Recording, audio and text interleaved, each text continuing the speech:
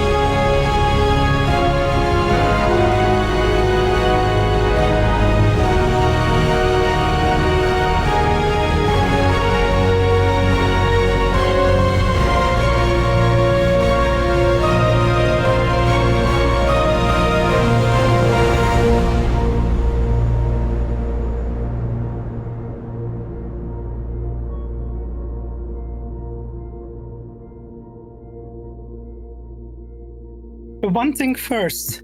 Happy birthday, Nick. No. I can't believe Stonk died like that. Yeah, well, I don't know. There's still a chance. There's an ogre that has seen Stonk, and I don't think has seen anyone else yet. Nobody else is in. It'll be ogre soon. Oh, Stonk saw the ogre. Did the ogre see Stonk? Yes, the ogre was looking straight at you, I'm afraid. Damn it. Yeah, the ogre has seen Stonk. I've added the ogre to the initiative and rolled initiative for the ogre. And we are actually at the top of the round, and we are diving straight in because this combat is not even halfway through. So, Imp, over to you. Oh yeah, before the Imp goes, I just letting you know I highlighted Admiral Sean so we don't confuse him with literally every other goblin in the goblin fort. I was hoping you'd shoot Admiral Sean, to be honest. Interesting point there, actually. We need to see if Imp has enough movement to get to the point where we can see Admiral Shan. Because I gave the Water Elemental one specific order: kill the goblins. Oh no. Well, and I will be playing that true to the order I've given it. By the way, a little announcement: there's an extra 100 experience points if Admiral Shan survives. Good luck. This goblin must be protected at all costs. Order Elemental is going to cost us 100 experience points. Never mind. 5, 10, 15, 20, dealing with 25, Sean. What about the 30. elemental? Can I? That's where the door is, yes? Yeah, it's wide open. You can see in. Okay. And Admiral Shan's on the ground, so. Can I see the ogre from here? All the way through? Can you? Looks like yeah. Yeah, it might not be a clean shot if I was to take a shot at it, but I can see it. In which case, this is, I have a moment of, oh no, that's a little bit more dangerous than your average goblin. New orders: kill the ogre. It's not within 30 feet of me. I'm not even going to check. I don't have a spell that's going to be helpful. I am going to longbow shot it, I guess. Okay. Good I'm not luck. going to have a bonus action. Makes me sad. I am ignoring the goblin that is right in front of me. Other than that motion. Because it's just not that much of a threat. And also, the water elemental is going to be more problem for it. Did we do a recap, by the way? Nope, we just went straight in. It's combat. Dirty 20. Dirty 20 hits, raw damage. Alright, cool. 1, 2, 3, 4. 2 plus 5 is 7 piercing. 7 piercing on the ogre. Very nice. And that's all I got. You have its attention. The water elemental's turn now, isn't it? Yes, I believe I set up a companion sheet for this. Yes, I did. The recap is goblins. Yeah. That's it. Okay, the Inspiration water talent. elemental has received new orders and is going to. It's been making very slow progress on the ladder, so it's just going to let it go, just drop to the floor. That is 25 foot, I believe. Yep. Okay, so I will roll some bludgeoning. Does it get resistance? 11 Yes. points of bludgeoning damage. Halved. Yep. To 5. Hooray! That's not too Well, bad. assuming it has resistance. It does. I Hurrah! checked. Getting into the Admiral Shan sort of vibe. Yep. Okay, so how? I'm assuming they can just move around all of these creatures and things without problem because lol water. Oh, it can move through them if it wants. Yes. Is that I'm pretty difficult sure terrain or that not? is a. What does it say on the water elemental stab block? Let me have a look. It looks like you can just go Waterfall. through. Yeah. The elemental can enter a hostile creature's space and stop there. It can move through a space as narrow as 1 inch wide without squeezing. So yeah, I guess they can just take normal movement through it. Is that 30 or 40 feet? Where's this movement? 30 feet, because there's not swimming. Okay. So, 5, 10, 15, 20, 25, 30, dash. 5, 10, 15, 25, 30, I think, if I counted that right. Did I count that right? Probably. Yeah, well, that's as close as it can get to the ogre. Got all the way over there. Hey. Oh my god. All right. That is all of my turn. Artillerists C and D are going to attempt to kill the owl again.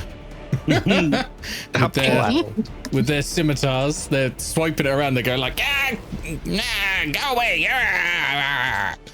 It's like Birdemic over there. So, scimitar attack each. One of them is a 23 to hit. The other's a 14 to hit. I think they both hit. Okay, so that's going to be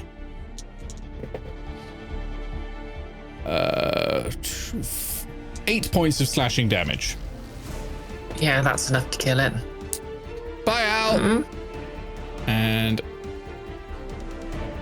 I think this one's going for Artifice is crying. 15, 20, just to get a bit of space between Owl and Tattle. That's them done. It's the ogre's turn. The ogre is going to go 5, 10, 15, 20, 25, 30, dash, 35, 40, 45, 50. No. Opportunity attack? It wouldn't be 45, 50 at that point. It's not yet. 5, 10, 20, 25, 30, 40. So that's 45. Now it's 50. So opportunity attack. Importantly, not squeezing when you do the opportunity attack, so you don't get it at advantage. Ooh. Okay. D20.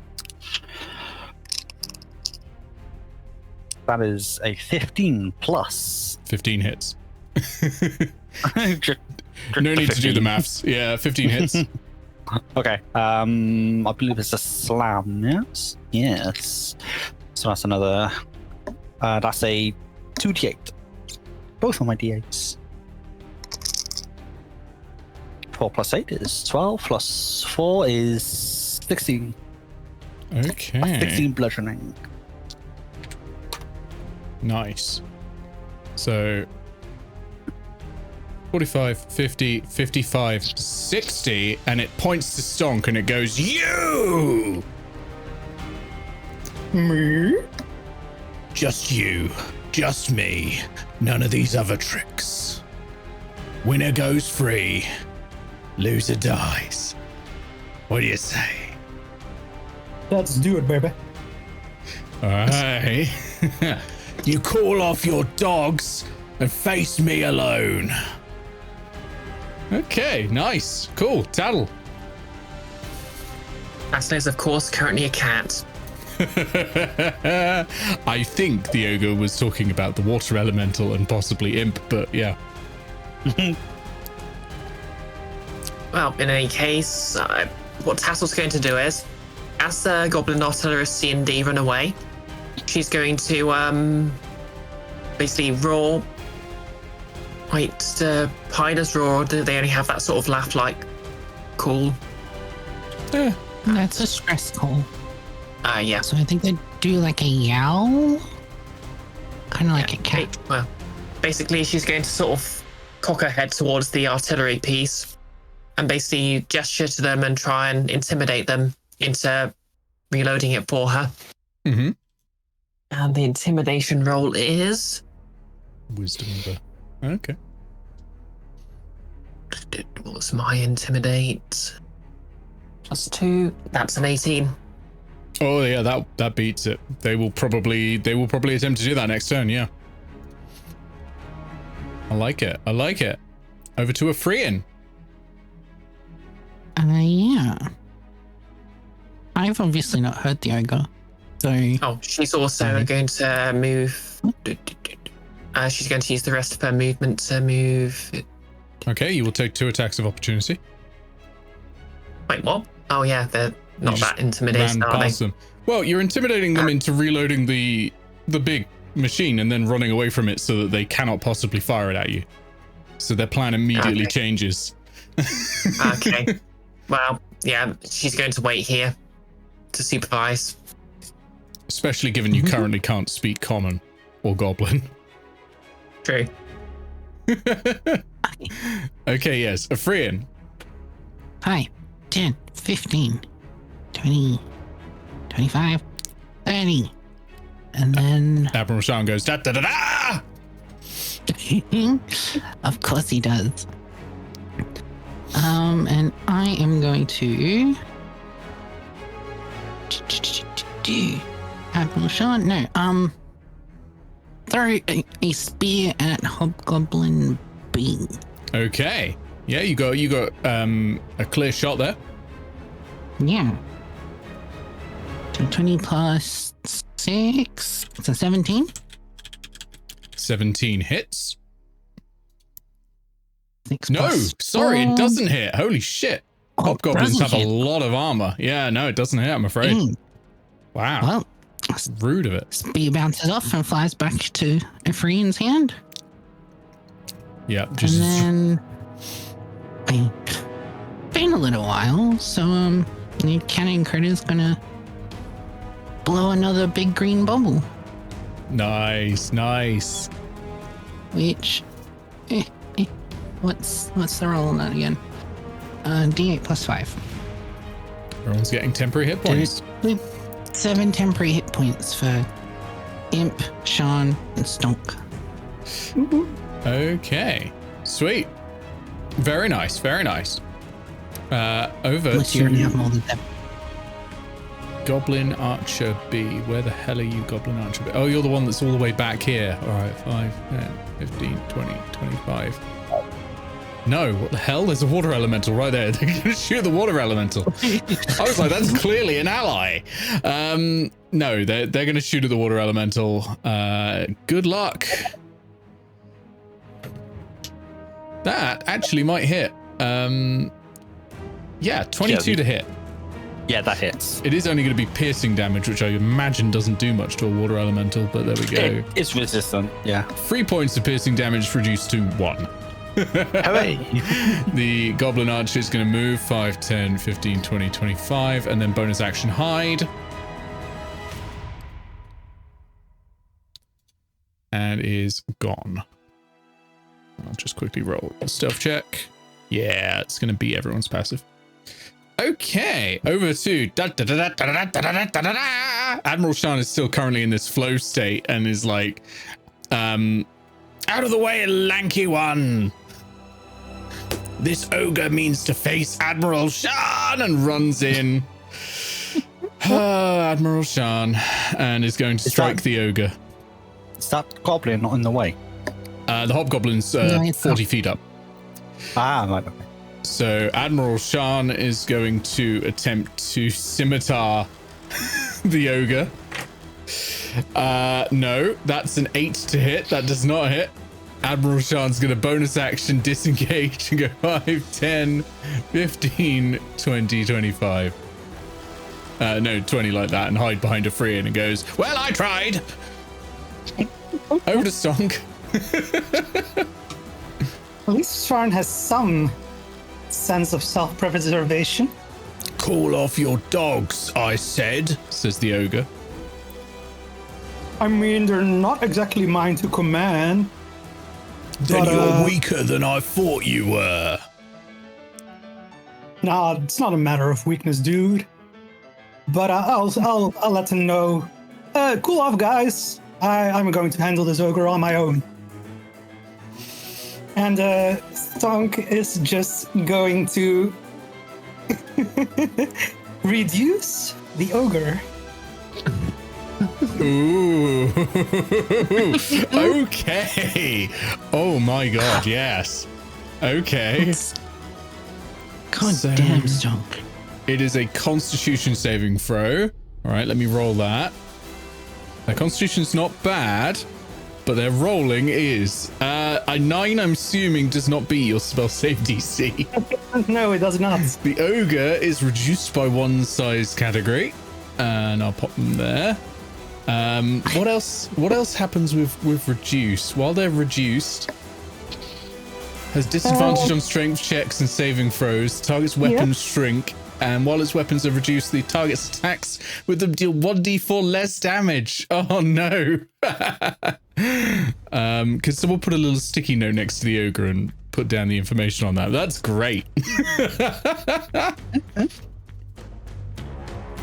I think you Damn it. taking a peg down. It was like, what magic is this? It's Stonk magic, baby. Anything else, Stonk? You still have your bonus action, of course, and movement. Good question. What could Stonk still do? Have you got any bardic inspiration left? Yeah, that's always an option. Well, as long as I have any to give, but that is indeed an option. Yeah, I guess I'll give bardic inspiration to. Did I give it to Afreen already? I think not. Don't think so yet. Okay, well, Afreen has bardic inspiration. Nice. And as for movement, I think Stonk is just gonna go right up to. Right up to the ogre. Yes. He's just like, let's part. I'm just double checking. Does the ogre get to make that save again? Not according to. Nope. Oh, it's concentration spell. Okay. Yeah. So there is a way to break it. I was like, oh god damn. Okay, yeah, sure. That's a great move. I love that. Fantastic. Goblin archers are having a go. There are EF and H are all going to move around, so they've got line of sight on this water elemental. And they're all going to fire their bows at them. Again, probably not doing much. Let's see.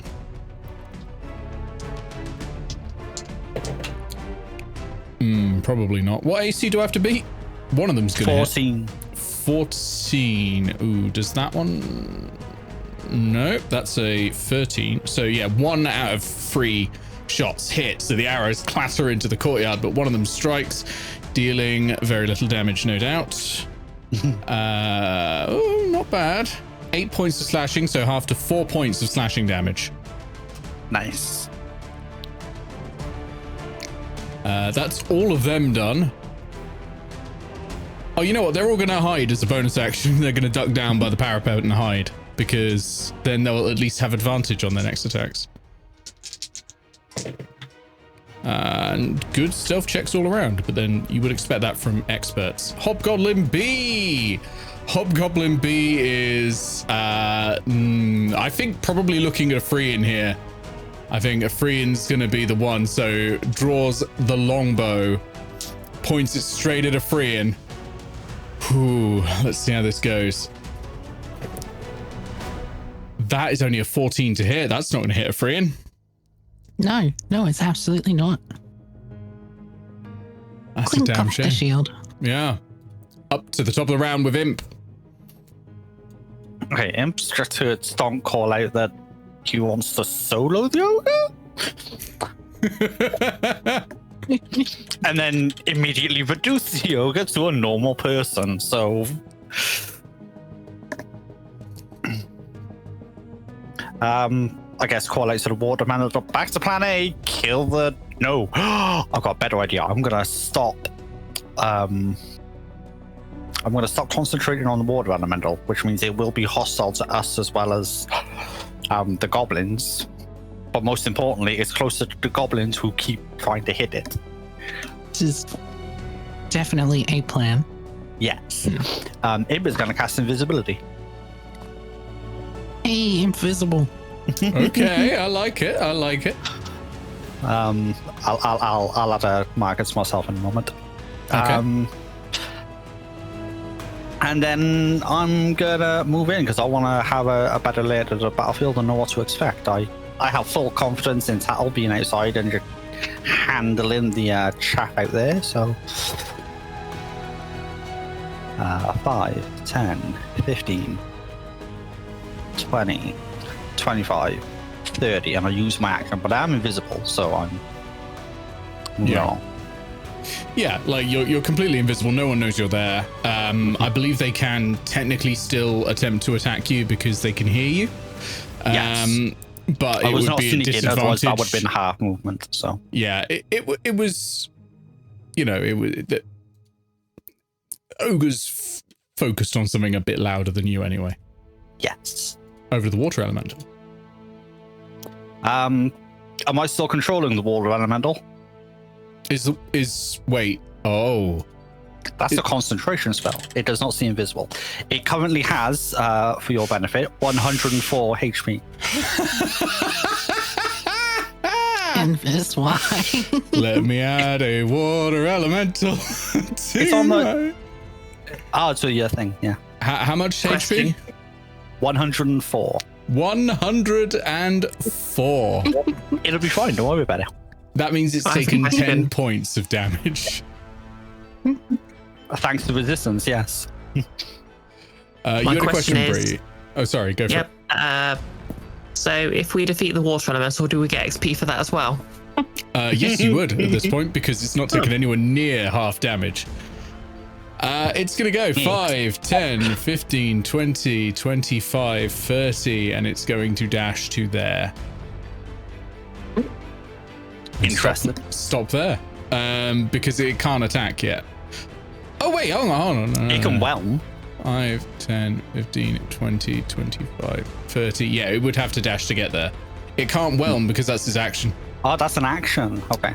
Yeah, so it's there. It's waiting to whelm. It's gonna do some whelming, but for now, no. So Stonk and the ogre and Imp have just been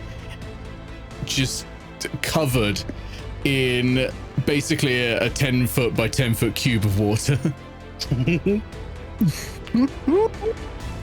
Great. Yeah. Over All according to to Keikaku. the goblin artillerists who are afraid of Tattle and are going nowhere near that machine because Tattle's right there. So they're moving back. You just can't get good help these days. 6, like so. And we'll be using the range to fire their short bows at Tattle. Yeah, let's give it a go. It's in range. Okay, one's a natural 20, and the other one is 18 to hit. Yeah, that'll hit. Sweet. And wow. Oh, wow. Okay, yeah, all right, fine. So even with a nat 20, it's not going to do much damage. That's 8 points of piercing damage. That's for both shots as well. I'm upset, okay? Upsetty spaghetti. Actually, can goblins bonus action dash? No, disengage or hide, but no, cannot dash. Okay, over to the ogre, who is currently inside of a water elemental facing Stonk and is going to still try and hit you, Stonk. Inside a water elemental, so is going to try and swing its great club at you. Technically speaking, I'm going to count you two as being underwater at the moment for combat. So neither of you are wearing a Cloak of the Manta Ray or anything, are you? No.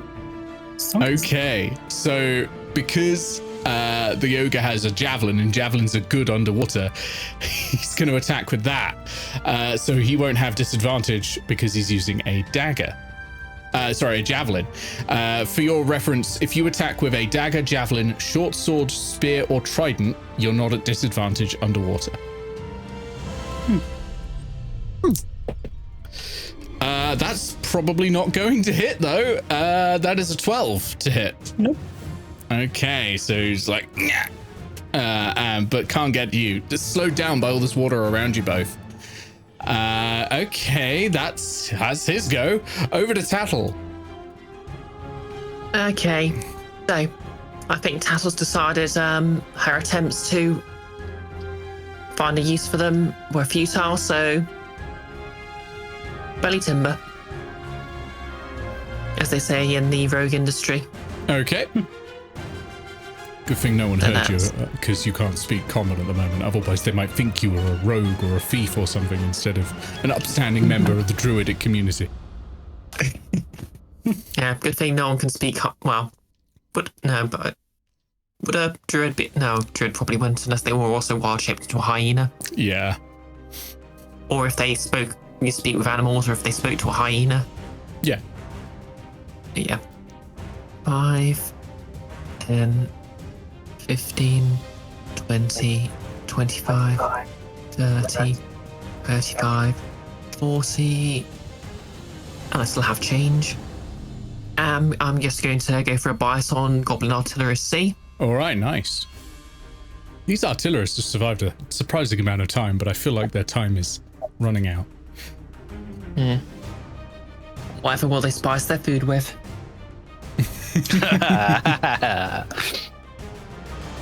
Well, that possibly that's 21 to hit. 21 to hit hits. Yep, roll damage. 2d6 plus 3 piercing. Okay, don't roll damage. No, that actually doesn't guarantee a kill. Go for it. That is 11 points of piercing damage. Okay, yeah, that's dead. That's dead. Yep, rip in pieces to Goblin Artillery C. Yep. Speaking of, using the Giant Hyena's Rampage ability, I am going to bonus action. Oh yeah, and then you get to do it again, don't you? Yeah, as a giant hyena, so you get that sort of blood rampage going on, and you dive on in again. Yeah, I mean, most druids use bears just because they get the multi attack, but I think this is more fun. Also, it fits Tattle's aesthetic. Still, would a 10 hit? No, I'm afraid not. 10 won't hit. Okay, I'll be burning my inspiration then. Okay. Okay, does a 24 hit? 24 definitely hits, yeah. I suppose the benefit of a giant hyena over a bear is also the ridiculous movement speed. Oh yeah, that's true. Wait, don't bears get 50 movement speed? No. They get 40, which is not bad, but 50 is... And movement speed is probably one of the most important things in this game. It really is. True. Ask any dwarf. Yeah. And if I could completely break this by taking a few levels in Rogue. Mm-hmm. Because then I can bonus action dash. Yeah. Or monk. Yeah. Yeah. That is 12 points of piercing damage. 12 points of piercing. That's another dead goblin. Excellent. Hey, while I'm here, I'm going to move a bit further. Do I see anything sort of interesting around here? Or is it all just sheer walls? It's sheer walls and parapets here. So you're sort of going downhill a bit. Your sort of equivalent of your altitude is minus 10 feet now. And so the walls up here are 50 feet above you, the parapet. Okay. Oh, So time for a walk then. Well, not time for a walk, 'cause I've only got 5 foot left, but... By the way, is jump still active on Stonk? No, because wait, it's jump a concentration spell? I don't think it is. No, it's not. Yes, it is. It is. No, it's not. Duration 1 minute. No concentration. Sweet, so Stonk can still jump ridiculously. Excellent. Stonk still has triple his normal jumping distance and height. Yeah, jump will be active on Stonk for the entire combat, essentially. Yeah, its duration's 1 minute, so unless we last 10 rounds. Yeah, I mean, usually I just assume that's the whole combat anyway. But yeah. Okay, nicely done. Over to a Freeing. A Freeing, that hobgoblin just tried to hit you with a longbow shot. Also, there's a water elemental there. Yeah, there are more pressing matters than hobgoblin that can't hit me. You say that until it hits you, I tell you that. Hobgoblin's gonna have to roll pretty well. Oh, yeah, I mean, that's true. I will say it can keep up with the damage output of a water elemental for sure. Hobgoblins are vicious. Yeah. But at this point, our friends, had an idea. Uh-oh. Yeah, indeed. He's seen what the gods can do to goblins. And he, thinks that maybe, Insomnia might be able to help out Admiral Sean. Okay. Oh, no. So you're trying a religious favor? I sure am. I'm spending 2 religious favors on this. What kind of assistance for Admiral Sean are you looking for from Insomnia? Good question. We are talking about dreams and madness yeah. Yep. I mean, it doesn't specifically have to be something within the domain of Insomnia, but what kind of assistance are you looking for in general? Turn Admiral Sean into a warrior as good as he thinks he is. Okay. I know what it would be. No one say anything else, because I think Bruce might suggest the same thing. Okay. All right. So you have 2 religious favors. So that means you roll a d20 for each one, plus I think you get 1 for free because everyone can always pray. You can always have a chance, and it's very low. I think that's how I do it. So 3 d20s, roll a 20. Plus religion or not plus religion? No, just roll a 20. Okay. You're in your god's hands now. 8 and 8. I'm going to use inspiration. And that was a 15. No luck. That's a shame. I'll tell you what would have happened. It is. Polymorph. Yeah. Excellent. Admiral Sean would have become a T-Rex. That checks out. That was not what I was going to suggest, but... Oh, okay. I thought that was what you were thinking. No, I was going to say, he becomes the new Nilborg. Oh, that would be funny. That would be funny. I thought that was obvious. Like, he's basically Nilborg in personality. That is genius, I gotta admit.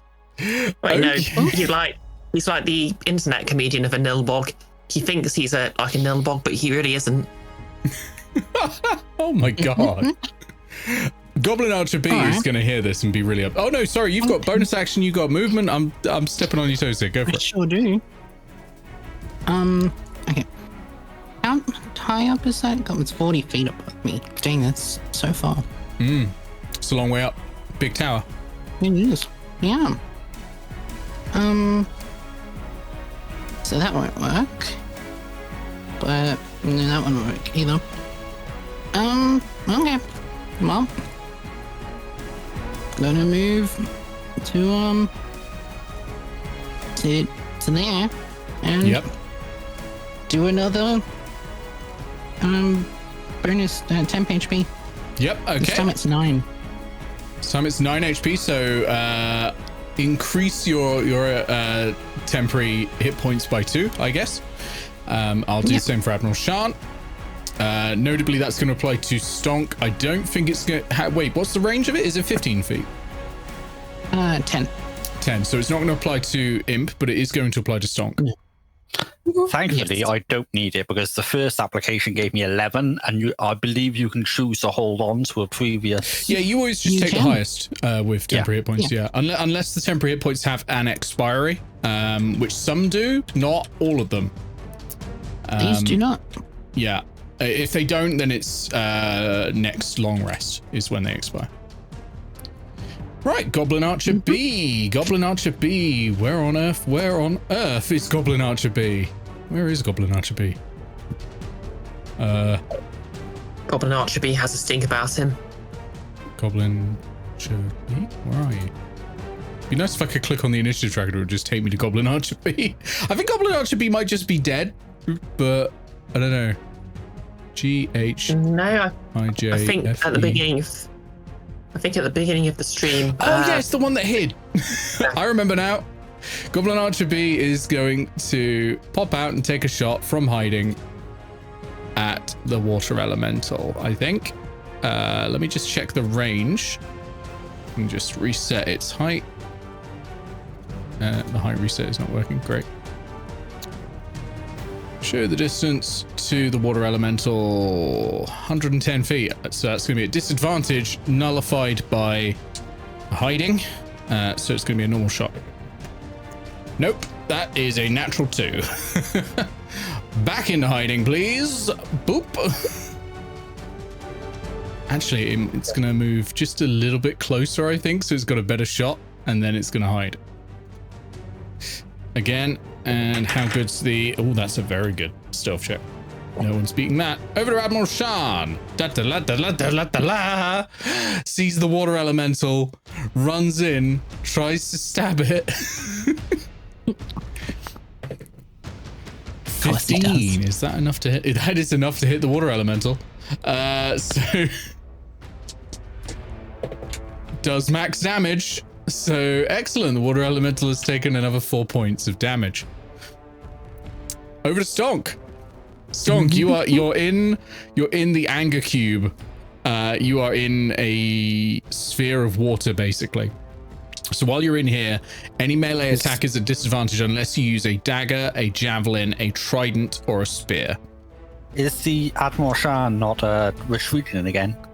Oh yeah, Admiral Shan is totally going to bonus action disengage and retreat back again behind a Freean. Does Stonk need to worry about running out of breath? While you're in there, you can hold your breath for functionally longer than any combat will ever last. But if you speak, or if you cast a spell that is a verbal component, you can do it, but you will expend all of your breath.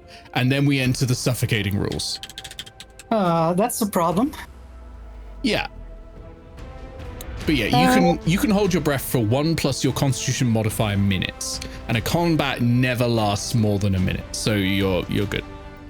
Okay, well, I think Stonk is gonna jump out of the water elemental. Okay, you're taking an attack of opportunity from the ogre. Okay. That's a natural 20. Damn. This is with the javelin. But it's going to subtract a d4. 10. I wonder, should that be doubled on a crit? I think that should be doubled on a crit. It's going to subtract 2d4. Oh, that's a lot of dice. Okay. Let me do some maths. 14 minus 4 is 10. Yeah, 10 points of piercing damage. Oh, wow. On that attack of opportunity. So that's basically your temporary hit points plus 1. Like, that's it. Yeah. And yes, you're able to move out. I'm thinking about... I mean, Stonk still wants to face the ogre, but he's quite wary of the water elemental, obviously, so... Yeah. Wanting it to back up more, stay there. I'm concerned the water elemental will also move. The water elemental can move, yep. And it can just move through people's spaces with no problem. And the big thing to worry about is if the water elemental engrosses you, it has an ability to hold you there as well. It just wasn't able to use it last time because it had to dash to get there. I may have made a tactical error. Yeah, May have been a slight whoopsie. Imp? Tactical arrow? No. This water elemental has more HP than all of the goblins on the initiative tracker and the ogre combined. also probably more than all of us combined, or quite close. Yeah. CR5 Only creature. Anyone else got an elemental gem? Bring out another one and have a little fight. Yes, but I'm a hyena right now, so. And also haven't seen inside there. Enfys regained Also, of the water elemental. No. Yeah. also, it's Earth Elemental, so it's probably, type disadvantage. Tattle plays the meta game. She's not going to make that kind of error.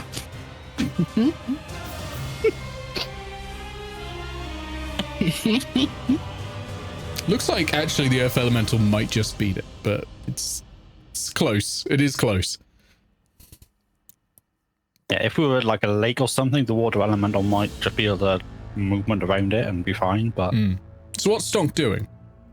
Yeah, I'm thinking about it. It's tricky considering the water elemental.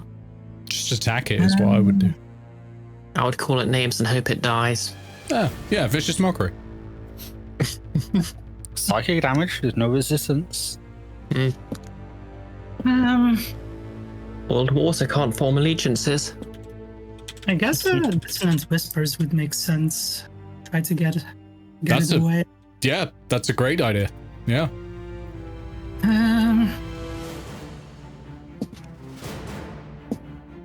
Okay, Yeah. what do I have to do? Saving throw? That is a wisdom saving throw, yes. Okay, the wisdom save, well, is a 4. Nope. So it is dissonanced. So it's going to take some damage, I think, from you. Yeah, 3d6. Nice. And it must immediately use its reaction to move as far as its speed allows away from you. Yep. 5, 10, 15, 20, 25, 30. So that means Stonk, the ogre, and Imp can do an attack of opportunity. The ogre can't because the ogre's already attacked of opportunity, but Stonk and Imp can both attack the water elemental with a standard attack as well. That would break my invisibility, and I was... It would! Not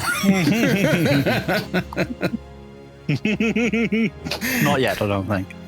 I don't think that one attack's going to make enough of a difference. But, yeah. Stonk will do an attack of opportunity. Absolutely. It will just be unarmed, so since he's holding his focus instrument and shield. That's fair. That's a 17 to hit. 17 hits.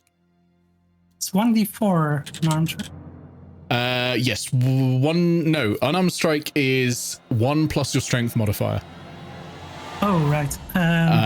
But I think you get... No, that was something else. Never mind. That was me. Yeah, that's a free and I was thinking of. That would be 3 damage. Okay. How much damage did it take from the psychic damage as well? 11. 11. So another... Ooh, that's not bad, actually. That's not bad at all. Yeah, you've doubled the amount of damage it's taken this entire combat. Woo! Maybe it's below 100 now. It is. It is now below 100. Progress. Wasn't, but it is now. Okay, very nice. Obviously, you still have the rest of your movement and bonus action. Yeah. That is the question. I mean, that water elemental is just gonna come right back. I think. By the way, just so you know, the water elemental knows where you are. I figured it would. Yeah, I mean... If you take one step backwards, it won't be able to whelm you in one turn. That'd be a good idea. Unless it dashes again. Yeah, but it still can't whelm you. That takes its action. Yeah, but then I'm back and that's the annoying problem. Well, you can just stop there. Have a think about what your next turn will be, and I'm going to the Goblin Archers. I'm going to get 5, 10, 15, 20, and then this one's going to sneak around so that it can attack with advantage. H is going to attack on the Water Elemental. That actually hits, so is going to do 1 point of damage. Yeah, get him, goblins. Yeah, goblins have got this. F is going to attack with advantage against Tattle from hiding. Wow, that's a 4 and a 2, so no. E is going to attack without advantage because moved too fast to maintain, and that's a 7. So that's a miss. Over to Hobgoblin B, who is somehow still alive. Moves 5, 10, and is going to shoot Admiral Shan. No. RXP bonus. No, Admiral Shan is not a threat to Hobgoblin B, I think. It's going to be a free-in. A free-in is the one that's right there. So Hobgoblin B is going to fire at a free-in. Oh my god.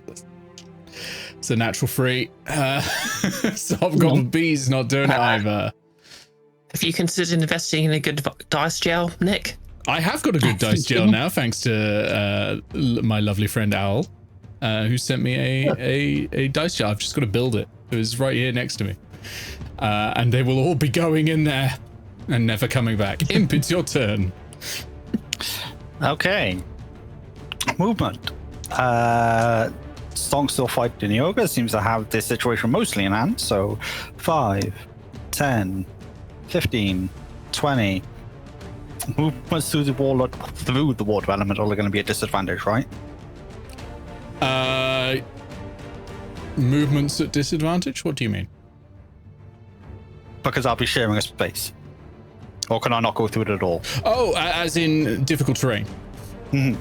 Yes, yeah. It will be difficult terrain. It's like swimming. Unless you got swim speed, in which case, go for it. I do not have a swim speed. Okay, in which case I'm going to... Can I sneak as a dash? You are unhidden. Sneak does not exist in 5e. Yeah, can I hide as I move, or is that a full action? You have to hide as an action. Yeah. And you have to be already out of sight when you hide. I am already out of sight, thankfully. You won't be if you move through a water elemental. It'll know exactly where you are. Yeah, we know this, which means I will be. You could hide there. Yeah. Or yeah, you can dash through. Yeah. Ew, how did I get my knife? Okay, so dash, which gives me another 30 feet, so a total of 40. Okay, water elemental's going to make an attack of opportunity when you get out. 5. Yep. Step into with 10. Step through with another 10. Step into with 10. Right, so that's 20. So 20, 10, 20, and then out. 5 for that one. So yeah, you'll get, if you go one more, you'll get an attack of opportunity, but it will be a disadvantage because you are invisible. Yes.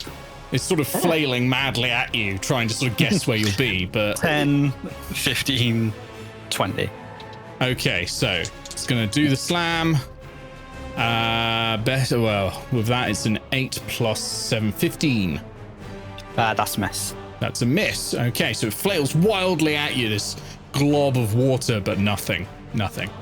And yeah, you're through. You're through and you're still invisible and it has no idea where you are. I may have the goblin archers try to trace your muddy puddle footprints, but not yet. Yes. And that will likely take an action because that would be a perception check. And there's a water elemental right there. That is a bigger threat. It's certainly a bigger threat.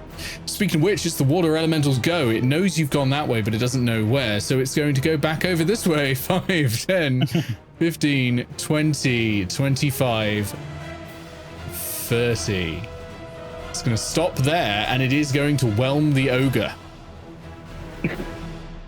Whelm. Whelm. So the ogre needs to make a strength saving throw. Yeah. Water elemental's just doing what I wanted it to do in the first place. So strength saving throws right now are at disadvantage because the ogre is reduced. It's a tiny boy, so it's yeah. Really been sold short, poor thing. It has. That's a natural 2. It's going to fail the whelm. So it is now going to take 2d8 bludgeoning damage. And it is grappled. It is restrained and unable to breathe. It's going to take 8 points of bludgeoning damage. So it's now wrapped up there in the water, unable to get out, and it can't breathe, but it can still hold its breath, of course. And it's go next, and the ogre is going to try and break free, which is again a check at disadvantage, because that's literally all it can do at the moment. It's restrained, so it's got no other options but to try and break free. Oh, if only it'd been the higher number, but no. That is going to be a 10. That is going to fail. That's the ogre's turn wasted. Okay, over to Tattle. Alrighty. So, Tattle's basically going to look at the goblins that fire some arrows at her and just sort of tilt her head. And then she's going to dash off to the entrance because her work here is done. Nice. 5, 10, 15, 25, 30, 35, 40, 45, 50, and... If you dash, you get another 50 feet of movement. Yes, it's true. You know what? It's ridiculous. 5... 15, 20, 25. I'm assuming this is going to be difficult terrain because I'm having to shove past a Freean and... Yeah. Okay. What did I count to? 25? Yeah. 25. 35. Is the ladder also difficult terrain? It is not just difficult terrain. You're going to have to make an athletics check to get up there. Because you don't... Well, unless... Actually, does a hyena have a climb speed? No. Then, yeah, because obviously you don't have, like, thumbs. So climbing a ladder is a lot harder for a giant hyena. So you'll need to make an athletics check, and I'm going to set the DC... How hard is this? It's not that hard. I'm going to set the DC at 15. Okay, this is just going to be a straight roll then. Oh, oddly enough, I rolled a 15 for a total of 18. Okay, you're able to get up there. Yeah. Obviously, you've got to use your speed at difficult terrain sort of things to get up there, but you've not fallen off and landed prone. Okay, how high is it? 40 feet. Okay, so that means I can climb... Wait, that's up to 35, so that is...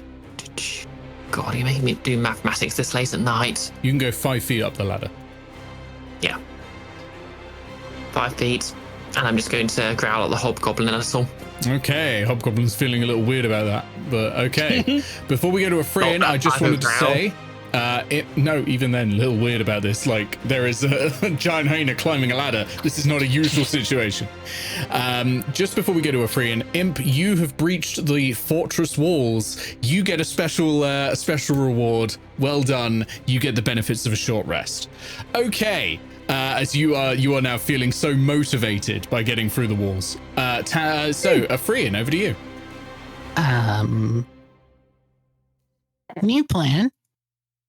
Last plan didn't work. New plan. Mm-hmm. Efrain bonks Admiral Shan on the head with this spear and goes, "You follow me." Admiral Shan And- takes 1d6 bludgeoning damage. No, I'm No, kidding. no, no. I'm kidding. And Da, da, da, one, da. Follow the Tattle. 15, 20, yes, 25, 30, and reloading. Okay. New plan. Reload the ballista and lure the water elemental outside. Not a bad shout. Okay, so it is now Goblin Archer B. Goblin Archer B is the one that's hiding.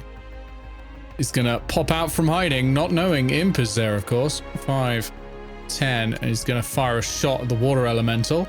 That is within long range for short range for a short bow, so with advantage. 14 to hit. I think that misses. Oh no, just hits. So going to do a tiny bit of 2 points of piercing damage. As another arrow gets embedded in the water elemental. This thing is like a pin cushion right now, but it really does not care. And then it's going to go back there and hide, and I'll roll the stealth check. Again, pretty good. What's Imp's passive perception? 10. Okay, gonna beat that. Okay, Admiral Shan. What are we doing?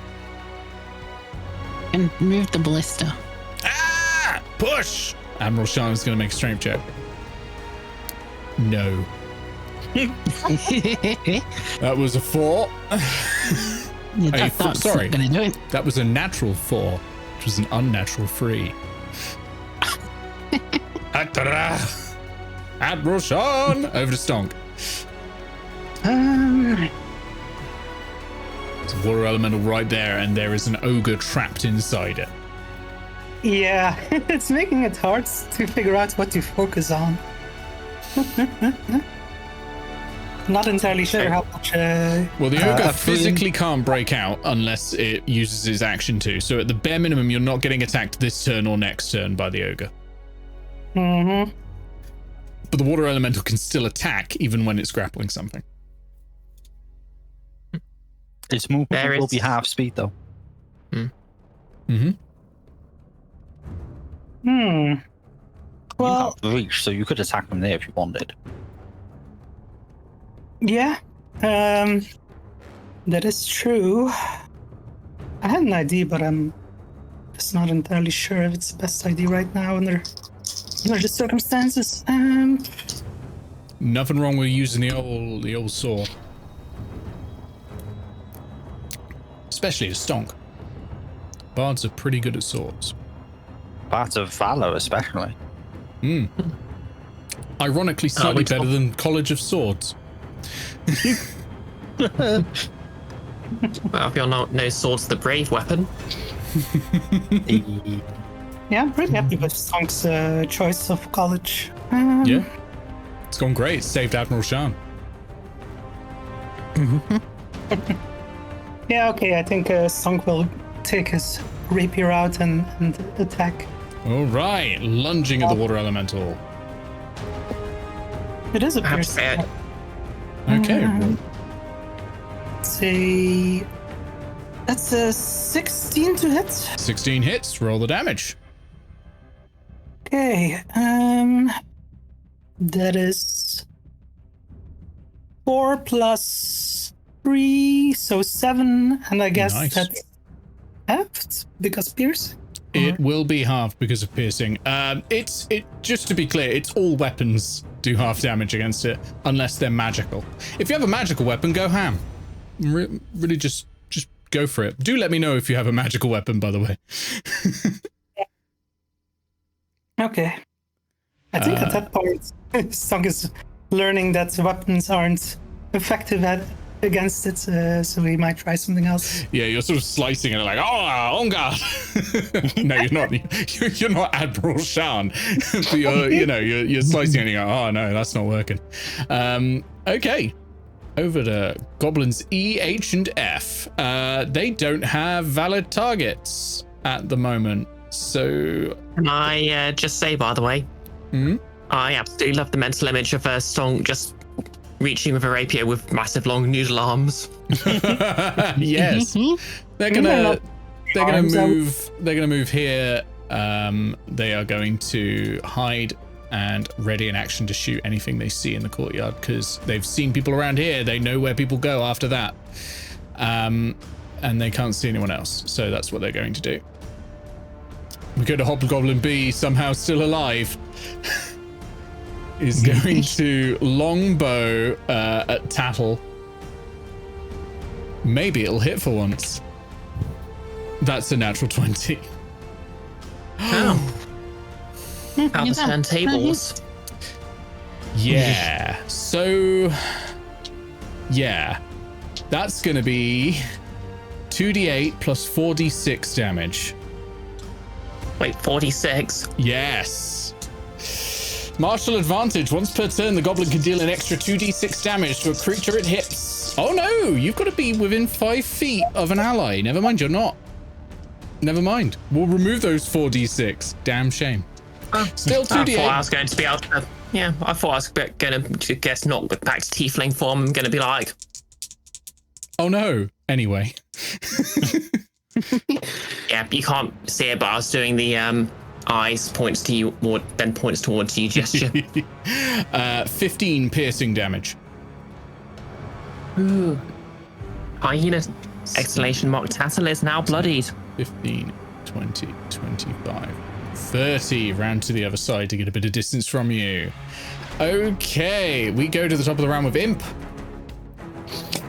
Okay, my question is, can I see... Do any rooms have any kind of marking around them? Any flags, any torches, anything? Because I'm imagining the king has some ideas about... Absolutely. Okay, so this one up here, you can see there's a pretty heavy set, like strong wooden door, a lot of iron banding on it. Whatever's in there has to be probably locked up tight for a reason. This one is... Sorry, no, I've got it wrong around. This one's the one with the heavy door. This one is a fairly light door. There are some symbols on the door that you don't immediately recognize. This one over here has 2 flaming torches out the front. And you, roll me a history check. A history check, you say? Yes.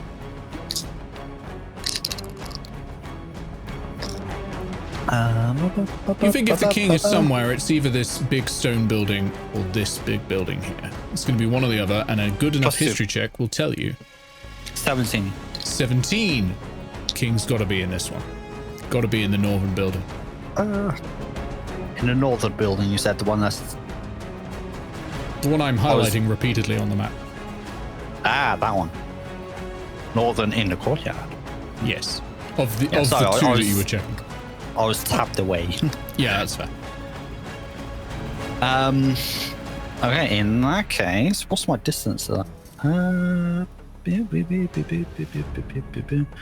So the door will be about there because that's where the path goes, yeah? Yeah, that's where the door is. Okay, cool. In which case, I move to there. Now, I believe my telepathy requires me to know I need a line of sight. Let me just double check my feats. A creature I can see within 60 feet. Yes. Can I see any goblins? No, the facade is closed up. There is a door that is closed. I mean, Out you in can. the courtyard, Oh, sorry, out in the courtyard. You can either make a perception check using your action, or you can. Let's see. Would you see those? No, they're down below the parapets. Is the problem? This one's down below some walls. These are below the parapets. Yeah, I don't think you can see any from here. But you can make a perception check to try and find them. But that would be your action. It would be. And knowing that I can't do anything with the door just yet, I don't want to erase my position if I don't then have an escape option. I am going to make that perception action. Okay. I do also still, I assume I can still see quite well down that corridor. Where's my? Oh yeah, with the elemental in. Yeah, you can see all the way Right. down there. That's fine. If things suddenly start going south, I can then like do something to help. Yeah. Okay. My perception check is going to be straight 17. Let's go, because that's +0. 17. You spot yourself a goblin. You spot the one that hid down there who had the worst stealth check score of all of them. Well, good news. I can speak to this one without announcing my position, because of telepathy. So I'm just gonna say to it, in its head, "Good job with the water elemental. Keep it up. Maybe call out for the royal guard to open the door. It's time we negotiate." Okay, that sounds like a persuasion check, please. Okay. 13. That's not going to be enough for that. Yeah, I figured. Well, that's my turn. Mysterious voice in your head. You also get no response because they can't respond to you. No, they can't. Okay, over to If the I had water Protect or elemental. Water elemental is going to continue whelming the ogre, so the ogre is going to take 2d8 damage for free. And then I think it's going to try and move in and... Ooh, that's a lot of damage. The ogre is now bloodied. And the water elemental is going to drag 10, 20 over like that. And is going to attempt to whelm Stonk. Double check it can do that.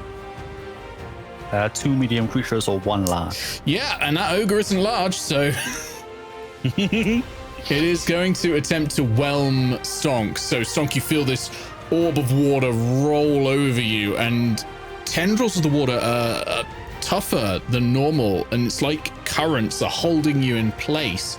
I need a strength saving throw, please, Stonk. Currents. Strength. Did you roll the recharge on the whelm? Oh, I did not. Let me do that. It has recharged. Okay.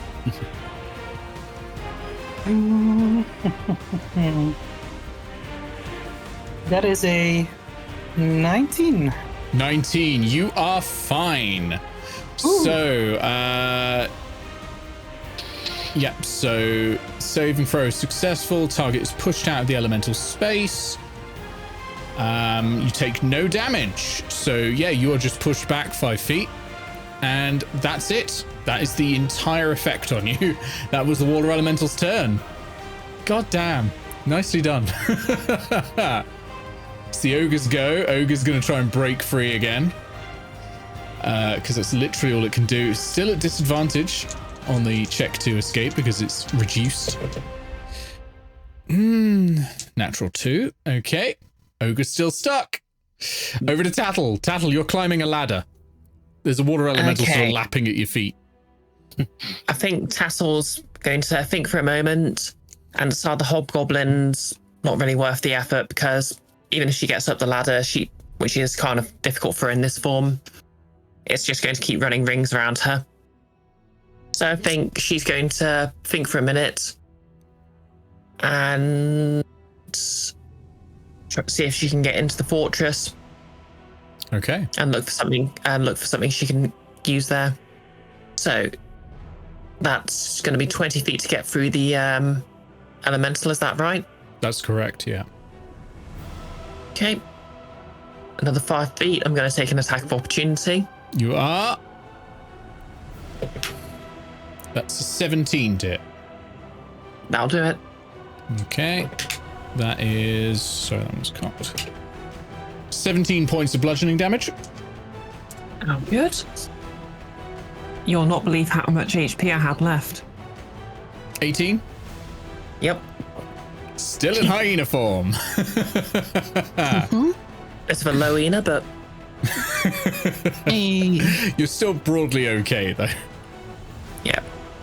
And that's going to be 5, 10, 15, 20, 25, 30. Wait, no, 25. All this and full spell casting. What's your right to nerf druids? I'm sorry, they were. It's fucking broken.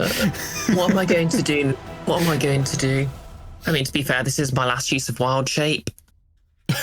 Yeah, it's fine. It's just your second encounter where you get to be a marshal and then go back to having full spell slots. Okay. Yeah, I'm just going to dash. That's 5, 10, 15, 20, 25, and 30, 35, 40. And I think at this point I'm going to revert to a tiefling. Okay, because you've breached the walls, you get the benefits of a short rest. So everything that comes back on a short rest, you've got back. Plus, you can roll hit dice. So Nick, wild. you also get back on a short rest. I know what you get back on a short rest. Fucking bullshit. They were right to nerf this. As the Order of the Stick said, in dialogue from the perspective of a druid, speaking to a rogue, I have class features stronger than... Wait, I have class features stronger than your entire class. Monks get 4 fucking key points a short rest, and this bullshit. Nonsense. So over to Ephraim.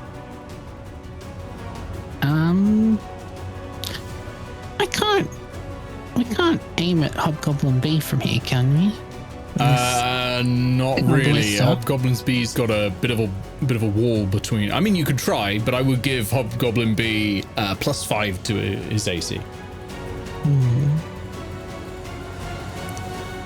All right, gonna try and drag the bloody ballista. Okay, give me a strength check, please. Yeah. That's 3. 15. That's exactly what I was looking for. So you can move it. You're going to be moving at half speed while you're dragging it. Hey. Okay. All right. Should be able to shift click to get multiple things. Close enough. 5, 10. 15. Actually, I might just shove it in front of me instead. And rotate it this way. Nice. So it's ready to go if they can draw the water elemental out. Yeah. I will say that fine. use your action because that was a lot to do all by yourself. Yeah. That feels right. Yeah. But you're ready to go. Yes. Okay. Goblin Archer B. Classic is going to look around because someone has just spoken. It also saw Tattle run in hyena shape. But who hasn't seen a hyena run across their yard? yeah, it's going to look around Fantastic. because someone was speaking in its mind. So perception check. Terrible. Has no idea where you are. Is going to ready an action in this sort of view cone in case anything gets visible because they saw you hide in that direction sort of roughly, but they don't know where you are now, so they're just going to ready an action to shoot at anything that comes into view. Over to that. Admiral Sean. Admiral Sean is going to ready an action to fire the ballista. Does the ballista needs to be reloaded first? That's reloaded. Yeah, Ephraim has already handled that using an. They've used some actions to do that. We go to Stonk. Stonk, do you actually know about this plan that Ephraim has had? Has Ephraim mentioned anything to you? I mean, Friend said it to Sharn, and Stonk was probably close. Yeah. That's true. You probably did overhear it because all of Friend said to Sharn in there was "follow me." But yeah, you've probably heard it. They're not that far away, and you've probably heard this like loud scraping, like loud artificer noises happening outside. So you're probably okay. Yeah, Stonk can probably put 2 and 2 together. Just about. Yeah. Yeah, I think it makes sense that Stonk would not want to stay in here alone, facing both elemental and an ogre. Yeah. And a hobgoblin. I mean, the ogre is not going to survive very long. If you want to avoid taking an attack of opportunity when you move, you can take the disengage action, and then you can move freely. Or you can just take an attack of opportunity. Yeah, depends on if I feel I need to do something else, I guess. Oh shit! Sorry, I've just noticed something. So while you have a think, I'm just going to resolve a couple of shots. Because Goblin Archers E, F, and H were readying actions to shoot anything that entered this courtyard.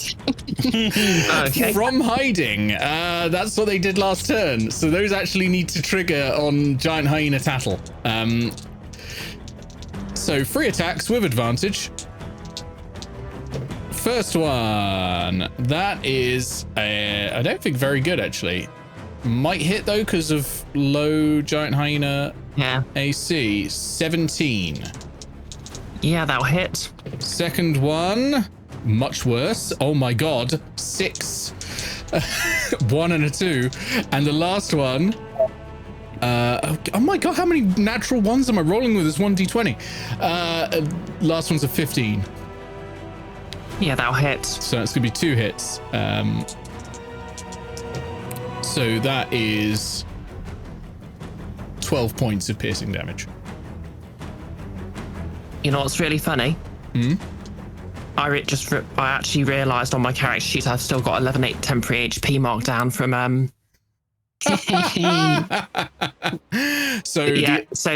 The 11 I've been temporary narrowed back HP into tiefling form. Exactly. Yeah, you were dropped into tiefling form, but otherwise no changes happened to your health from that. Okay, they're gonna re-hide as a bonus action. Wouldn't they need to do that on their turn because it was a readied action? This is a readied action, so they are indeed all visible. Very good point. Very good point. Yeah. So I'm gonna pop them up on the battlements there. There you go. Okay, so back to Stonk. Sorry about that. Yeah, just thinking about the situation. I think if you couldn't think of anything while I was doing free shots from bows, it might be just bug out as quickly as you can. Yeah, I think he is planning on bugging out, but I'm just wondering exactly how to go about it because bugbearing out. Good one. Well, I mean, disengage is it uses your action, but you're gone. You don't take an attack of opportunity, and then you can just move. Bat on a hill. Yep, you just. Whoop. It costs your action, but otherwise, no other downside. Yeah, I think Stonk is concerned enough that he's going to do some bullshit again too. He's going to use a cast mirror image. Okay, nice. So you won't be able to disengage if you cast mirror image because that's a full action, but that's a very cool spell to cast. It's now going to be a lot harder to hit you. Okay, so you cast mirror image. You now have 3 duplicate Stonks around you. And what are you going to do? Now Stonk is going to try to go outside. Okay, so it's going to target you with an attack, so it needs to roll a d20 to determine... Oh no, you roll the d20, sorry. You roll the d20 to determine who gets hit. Only on a hit. No, each time a creature targets you with an attack. Yeah, each time. Oh, right, okay, yeah. Because they have different AC, so...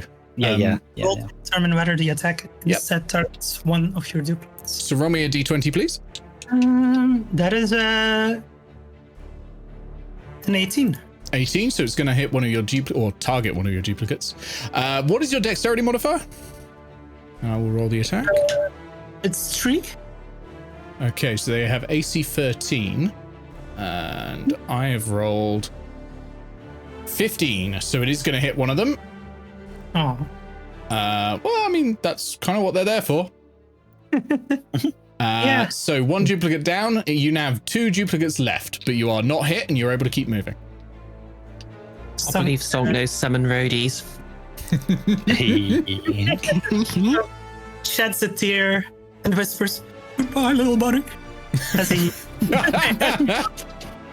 Oh, lovely. 15, 20, 25, 30. I think he's just going to run as far away as he can, but still stay in sight. Yep, that's a good idea. I like that. Yeah. Does a Freen have a? Yeah, free and still is bardic inspiration. Yeah. Okay. So that's it. Okay, Goblin Archers E, H, and F are gonna do their thing. But actually, no, they're not doing a perception check at the moment. Actually, yeah, H is gonna do a perception check to try and see where Tattle's gone. Although, Tattle, did you take the hide action? No, oh wait, since I didn't use my bonus action to change back, I technically could retroactively. Can you bonus action hide? Are you a rogue? Oh yeah, no, I'm not. Damn it. I've put rogues against you. That's why they're all bonus action hiding. Okay, they're gonna. H is gonna take a shot at Tattle. I think F and E aren't gonna have a line of sight at all. I will say you have medium. No, you have heavy cover, 3/4 cover. So you got +5 to your AC. Okay. But it's gonna give it a go. That is a 19 to hit.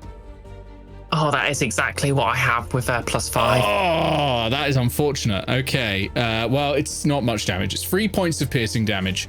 E and F are going to bonus action hide and ready an action to shoot anything they see. So they've hidden pretty well, actually. And we go to Hobgoblin B, somehow still alive. Hobgoblin B is going to shoot at the water elemental because that's the most pressing concern right now for the Hobgoblin. And that is a miss. God damn it, these Hobgoblins.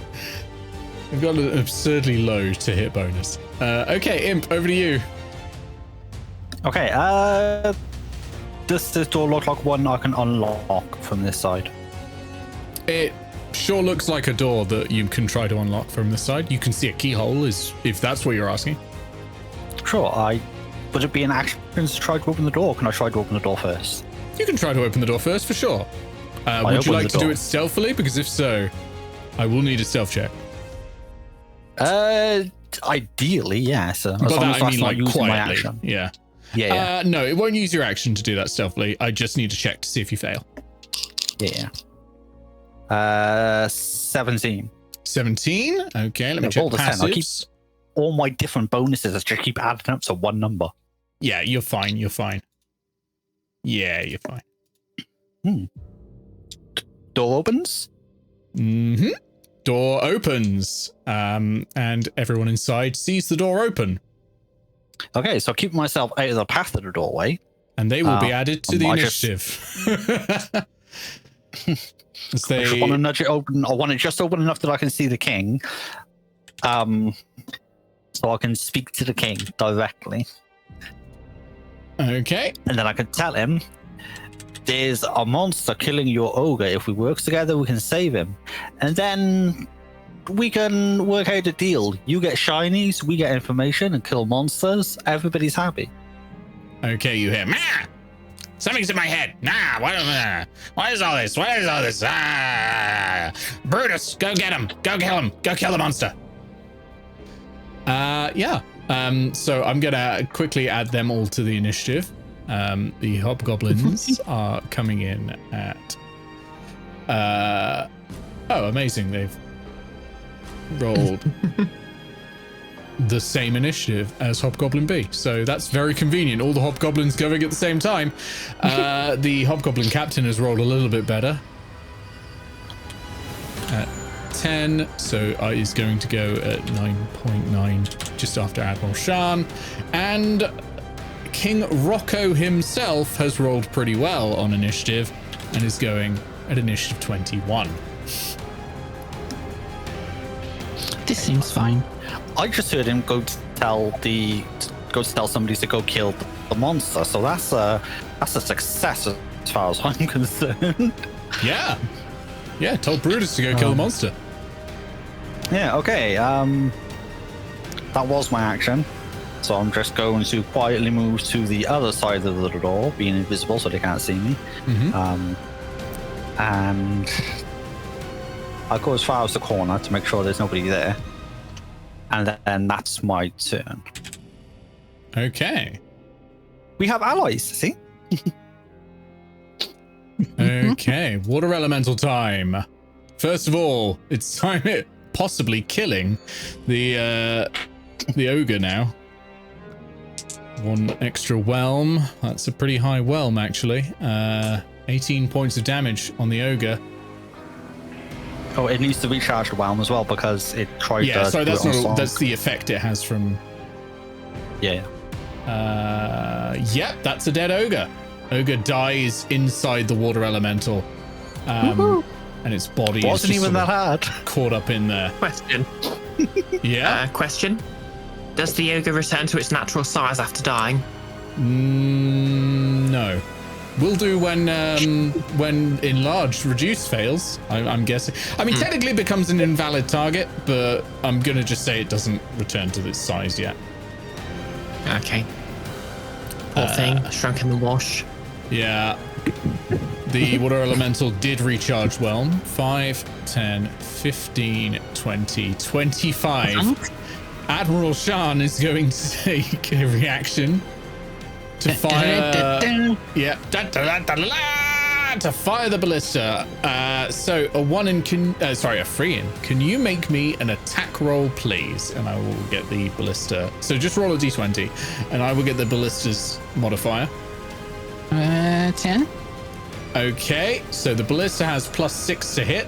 That does hit the water elemental's AC. So can you please roll me 3d10? Hell yeah. 13. 13. Okay, nice. So this bolt goes straight through the water elemental. Okay. Good hit. I like that. Good plan. Yeah. So it's still got 5 more feet of movement, and it is now going to attack Stonk. So Stonk, roll me a d20, please, to see if it attacks you or a duplicate. Yeah. I'm going to use inspiration to do another roll. Do I get bonuses on that? Nope, it is just a flat d20. Then it's just a 12. Okay, well, you've got 2 duplicates, so that's a success. It hits, or it targets one of your duplicates. So I'm now going to roll to hit against a 13. That does hit, because it's a 24. So that's another duplicate gone. It is then going to attack again. So 1 more d20, please. Attacking again? Yep, they can do that. Wow. Well, this time it's a 15. So 15, that's still fine. It's going to target your duplicate. Let's see if it hits. As a reminder, D&D considers this monster to be well above your ability to face it. So that is a 19 to hit, so that's your last duplicate gone, but you shrug off 2 attacks from the water elemental, which on average would have done 26 points of bludgeoning damage to you. So it's saved you from a lot of damage there. A lot of damage. It is now Mad King Rokko's go. Mad King Rokko is going to make a perception check, but can't actually see anyone out there, so it's going to automatically fail. Tattle, over to you. Alrighty. So, first question. What do I actually see around here? It's a heavy set looking door, so thick, heavy wood with sort of iron banding on it, and the walls are made of stone, and there are no windows. Interesting. Is there any sort of lock mechanism I can see from here? Does look like there is a lock, yep. Interesting. Very interesting indeed. Mm-hmm. Okay. Can't get to it with those two on me though, so we're going to have to do something about that, aren't we? Oh, yes. Question, so are they both very clearly focused on where I am? They know I'm hiding right now. They're scanning the entire courtyard. So they're scanning the courtyard. And this area down there, because they did see you go down there. Yep. But they're scanning the courtyard. Mm-hmm. Not the room behind them. No, not the room behind them. Go on. I shall, Nicholas, use my final second level spell slot to just peek around the corner so I have my line of sight. And I will be casting, once again, Summon Beast. And I'll be summoning a Beast of the Land right behind them. What is the range of Summon Beast? 90 feet. Okay, that is going to be okay, because they are 40 feet up, so I was like, could be close. Okay, you summon a beast there. They will see it, because the thing about combat is you see everything around you unless they're hidden. But yeah, summon a beast. Yep. Okay, let's see. So it's going to be able to move on at the end of my turn. I'm going to assume it doesn't in any way sort of block off their readied actions, does it? I think when your head pops out, you're going to get 2 attacks. Because you're still not hidden. So... Well, do I need to sort of pop out to actually have line of sight? You need to be as visible to the area as... Like, if you can see it, it can see you, is the logic there. That's fair. So it's only F and E that can actually see the area, and I'm just trying to see if you'd be able to see it without them seeing you. And you know what? I think you might be all right. I'm just seeing with Archer E's got a pretty good line. I think Archer F is not going to trigger the attack of the reaction. Archer E is going to fire, but again, you will have +5 from 3/4 cover. Okay. That is a 21 though. They don't even have that good a bonus. I'm just rolling really well for them for some reason. And is 5 points of piercing damage. Yeah. I guess you owe your dice an apology. Yeah, apparently. Fine when it doesn't matter, apparently. Yeah, I mean, it matters to me. These are my precious hit points. You're a druid. You've got like 200 more in the tank. You'll be fine. Literally. Yeah.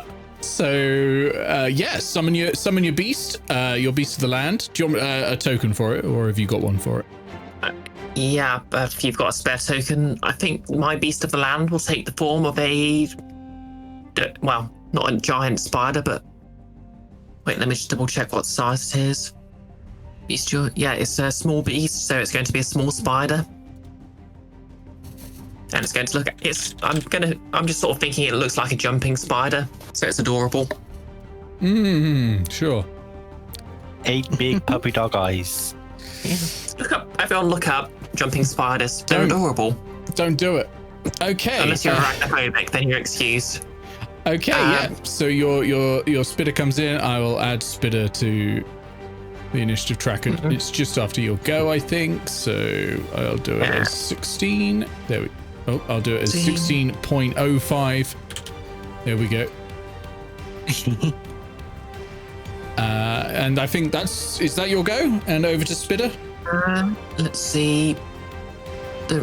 As a bonus action, I'm just going to grab some rubble, muster something, and that's magic stone.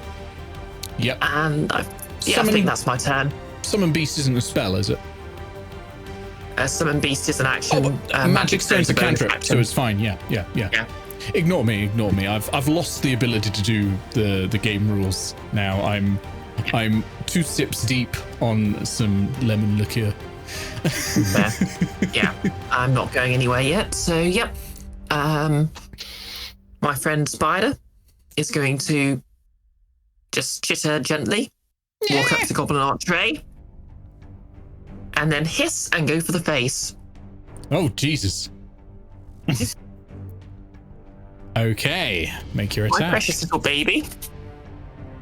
Okay, let's see. So this is uses my spell attack modifier to hit. Where's my spell attack modifier gone? There it is. Does a 12 hit? A 12 will not hit, I'm afraid. They're too armored for that, so probably raises an arm that's got a bracer over it, and the bite goes into the leather. And the goblin goes, wicked beastie. Over to Ephraim. Ephraim, the water elemental is still there. It sure is, and this blister's going to take 3 turns to reload. So, new plan. Ephraim has plans and ideas. That's how Ephraim works. Yeah, I like that. 10, 15, 20, 30, and reload this one.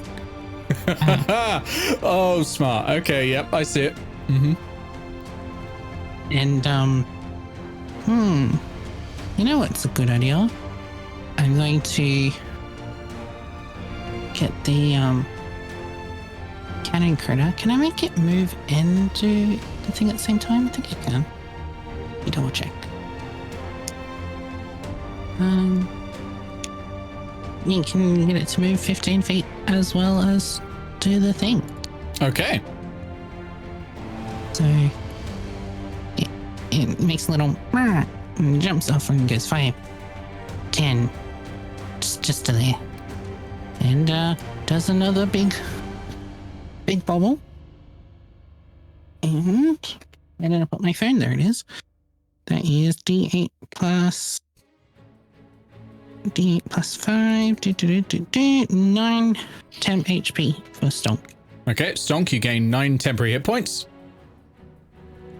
Ooh. Nice.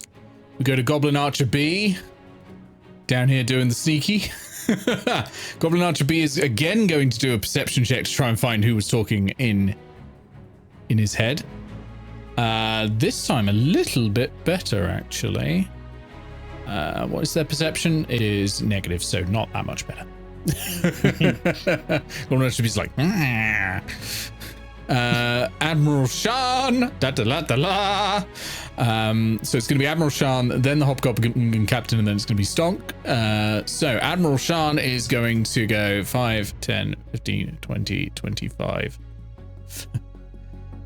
5, 10, 15, 20. And strike the water elemental. At advantage. At advantage because of flanking. And yeah, Admiral Shan went, I did what you said. Now it's time for glory. And that is a 5 with advantage. So, misses. And then free disengage. 5, 10, 15 to there. But cannot help. Perfect. Cannot help reload. It's already reloaded. Oh, right. Okay, fair enough. Hobgoblin Captain is going to rush out of here and go, right, I've got to find that monster. Right, 10, 15, 20, 25. Sees the water elemental and decides that's probably the monster. Also can see Tattle, though, so he's going to kind of keep that on board. Yeah. Ooh. Yeah, okay. So it's going to... What's the range? 120 feet for throwing a javelin with disadvantage. Absolutely yeet a javelin towards the water elemental. With disadvantage, that is not going to hit.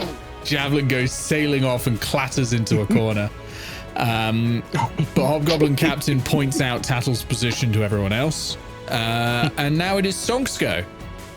Okay. I had an idea, but now that Ballista is ready to be fired, so... I'm gonna mess with it a bit. The ballista hasn't been that.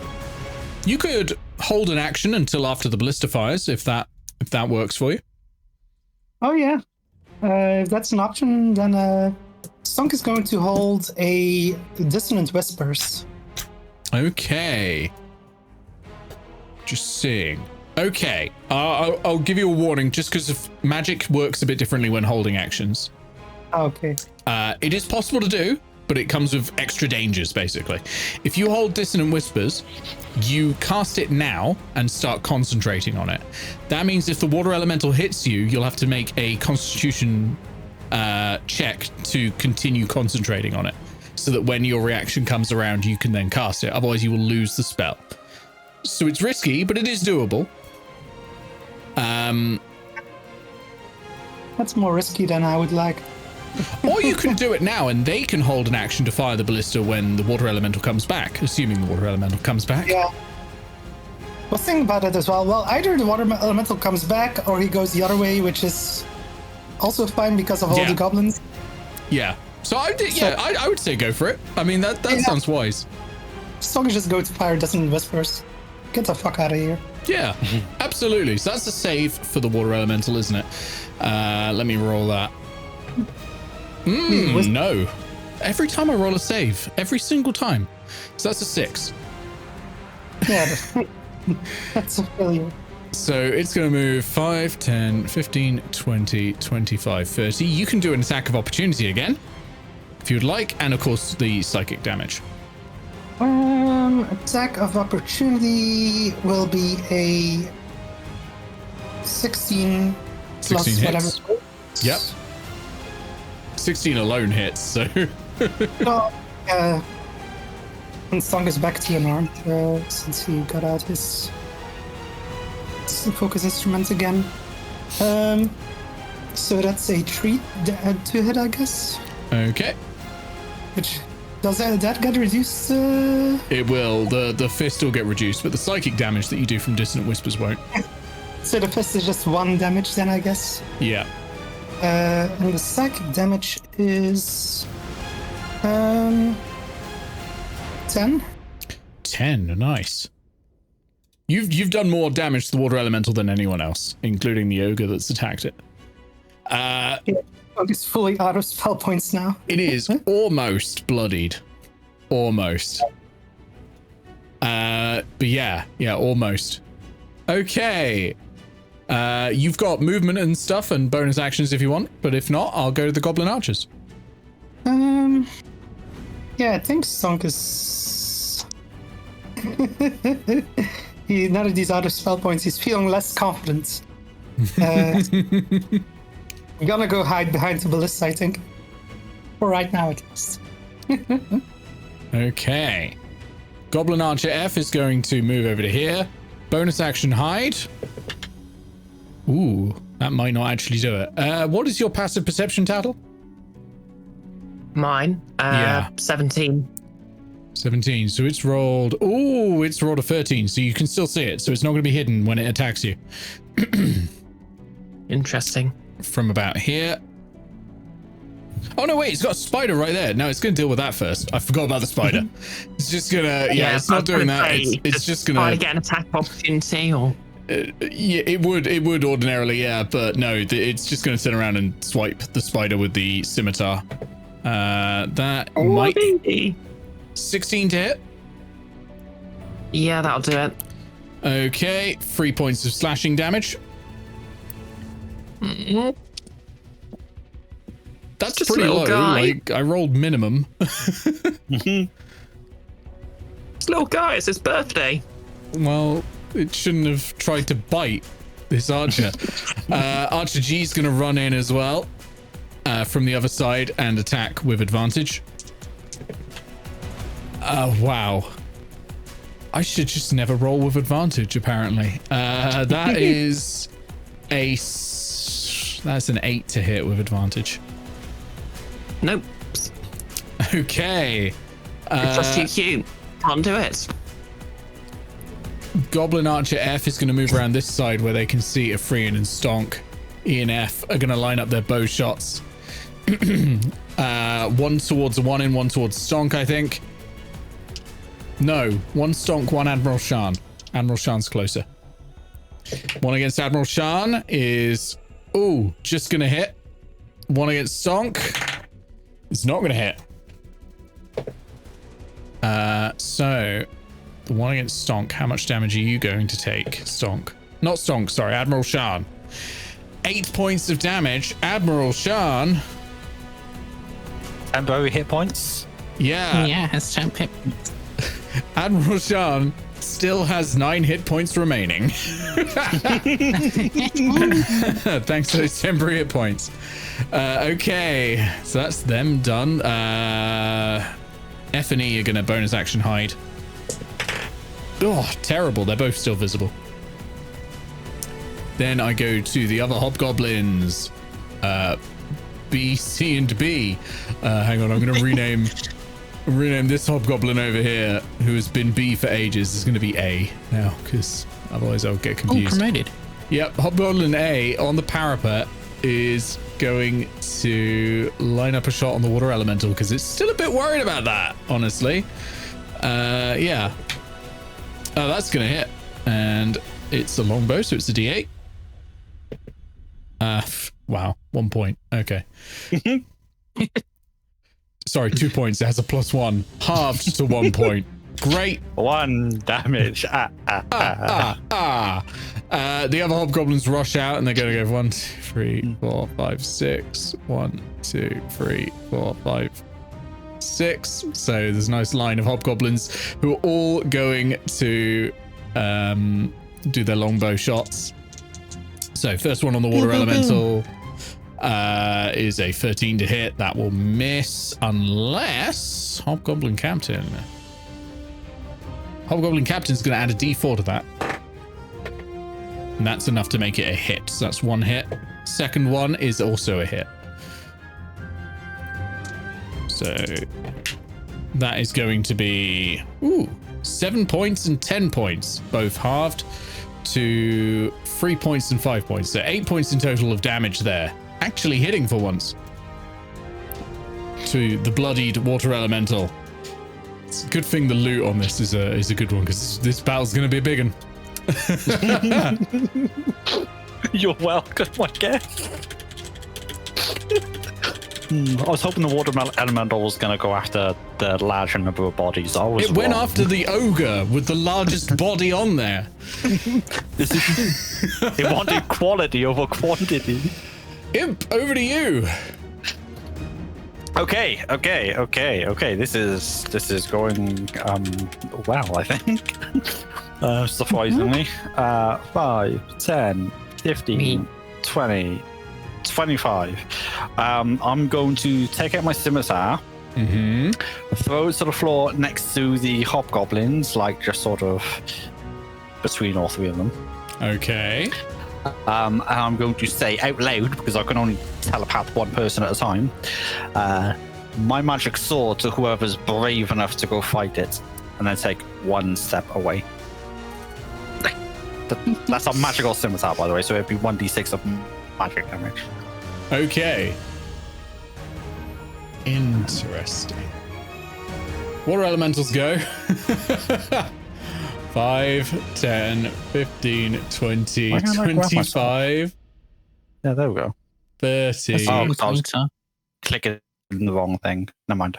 Yeah. And it's gonna take a shot against 1 shot against a free and 1 shot against the axolotl.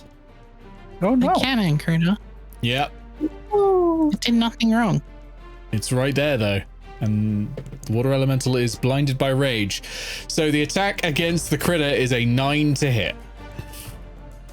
No. And the It attack has a stupidly high 18 AC. Okay, and the attack against a Freean. Oh, that's a little higher, but it's not much higher. That's a 16 to hit. Nope. Wow. Shrugged off both Why attacks. is this AC 18? Jesus.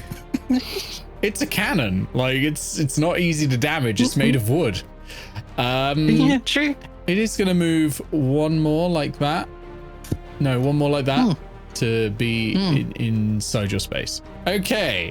Mad King Rokko is going to sit on his throne and just go like, I'm the best. I'm Mad King Rokko.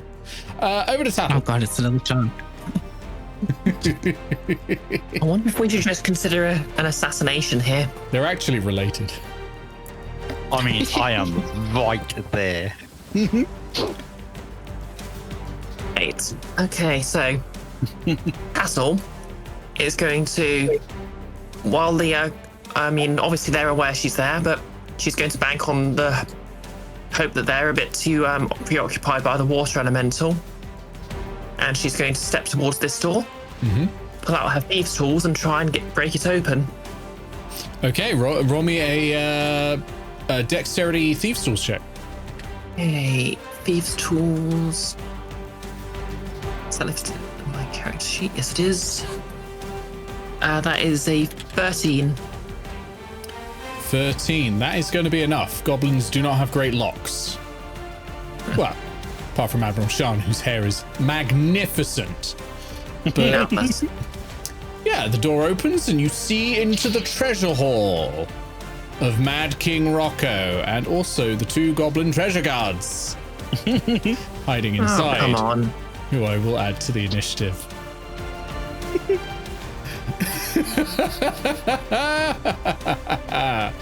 Yeah. I had suspicions. This reason I should go for the treasure first. At initiative 14, goblin treasure guards. Yeah, they're right there going, protect the horde for Mad King Rokko. Tattle's going to tilt her head, step into the room, smile at them, and she's going to say, treasure and a stack. And she's going to turn into a giant hyena. Okay, you will be squeezing in the room in that current space. Just so you know. You can be there, but you will be squeezing. Okay, maybe not then. I mean, you can still do it, just all your attacks are at disadvantage and all their attacks are at advantage. Yeah, that's what I was thinking. You can enter the murder hole. You only need to survive until your next turn, and then you can probably take them both out in one. Yeah, you'll be fine. What can they possibly do? They're goblins. They haven't even got a special name. I mean, they do. Shh. It's a treasure guard.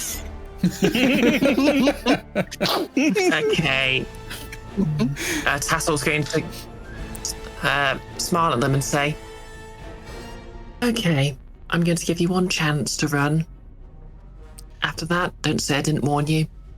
Sound fair? While you're in there, by the way, what you do spot very quickly, you do spot on a purple cushion the most beautiful loot you've ever seen, and that's loot with a U, not as in the most beautiful treasure, because this is a treasure room. You would see loot in there, but you also see loot. Loot. That would certainly spot whatever that is. It's probably going to spice up the next battle of the bands. My fancy is going to be read by everyone. It is. Yes. See, she doesn't actually admit she's a fan, but she's a fan. Inspiration. Excellent. Right. So yeah, you do spot that. Are you wild shaping still, or are you holding off? Because you can always wild shape into a medium creature. True. But then I'd have to spend a bunch of time looking at all the medium creatures. Yeah, fair. I mean, you can always, you could decide that on your next turn, I guess, if you did still want to go for a medium. Bear. Question. Wait, what if I turned into a giant spider and immediately climbed the ceiling? Would that be still be squeezing, or? It would still be squeezing in here. The ceiling is not very high here. Okay. I like the plan though. It's a good plan. In most buildings this would work, but this is made by goblins for goblins. It's yeah. You're looking at a 5 foot high ceiling in here. Most of this castle was made by something else, and then Mad King Rokko sort of took it over, but these little buildings inside are sort of more ramshackle goblin holes. Hey. Oh, that explains the history check. Yes. Do I actually want to be in here or do I want to be outside? Well, have a quick think, because this would have been 6 seconds in real time. Yeah, I'm just going to sort of yeah, I'll confront these two guards alone. What's the worst that could happen? I'm sure you'll be fine. Spitter time. Spider, spider, spider, spider, spider, spider, spider, spider, spider. Face hugger, face attack. Oh god. Rip to Goblin Archer H. Okay, that's a bit better. This is a dirty 20. That'll hit, yeah. Okay, how much does this pop into the face and a chewing do? 4 plus the spell level, plus 1d8. Plus 5 damage. Where's my d8? 12 points of piercing damage. Yep, that's As the dead. spider chews on its face. That is one eaten goblin. Nice, It nicely does, done. Yeah, it chitters and waves its arms a little after its first successful kill. Again, but adorable. Nice, nice. Over to Ephraim. Yes. You are currently inside a water elemental. I sure am.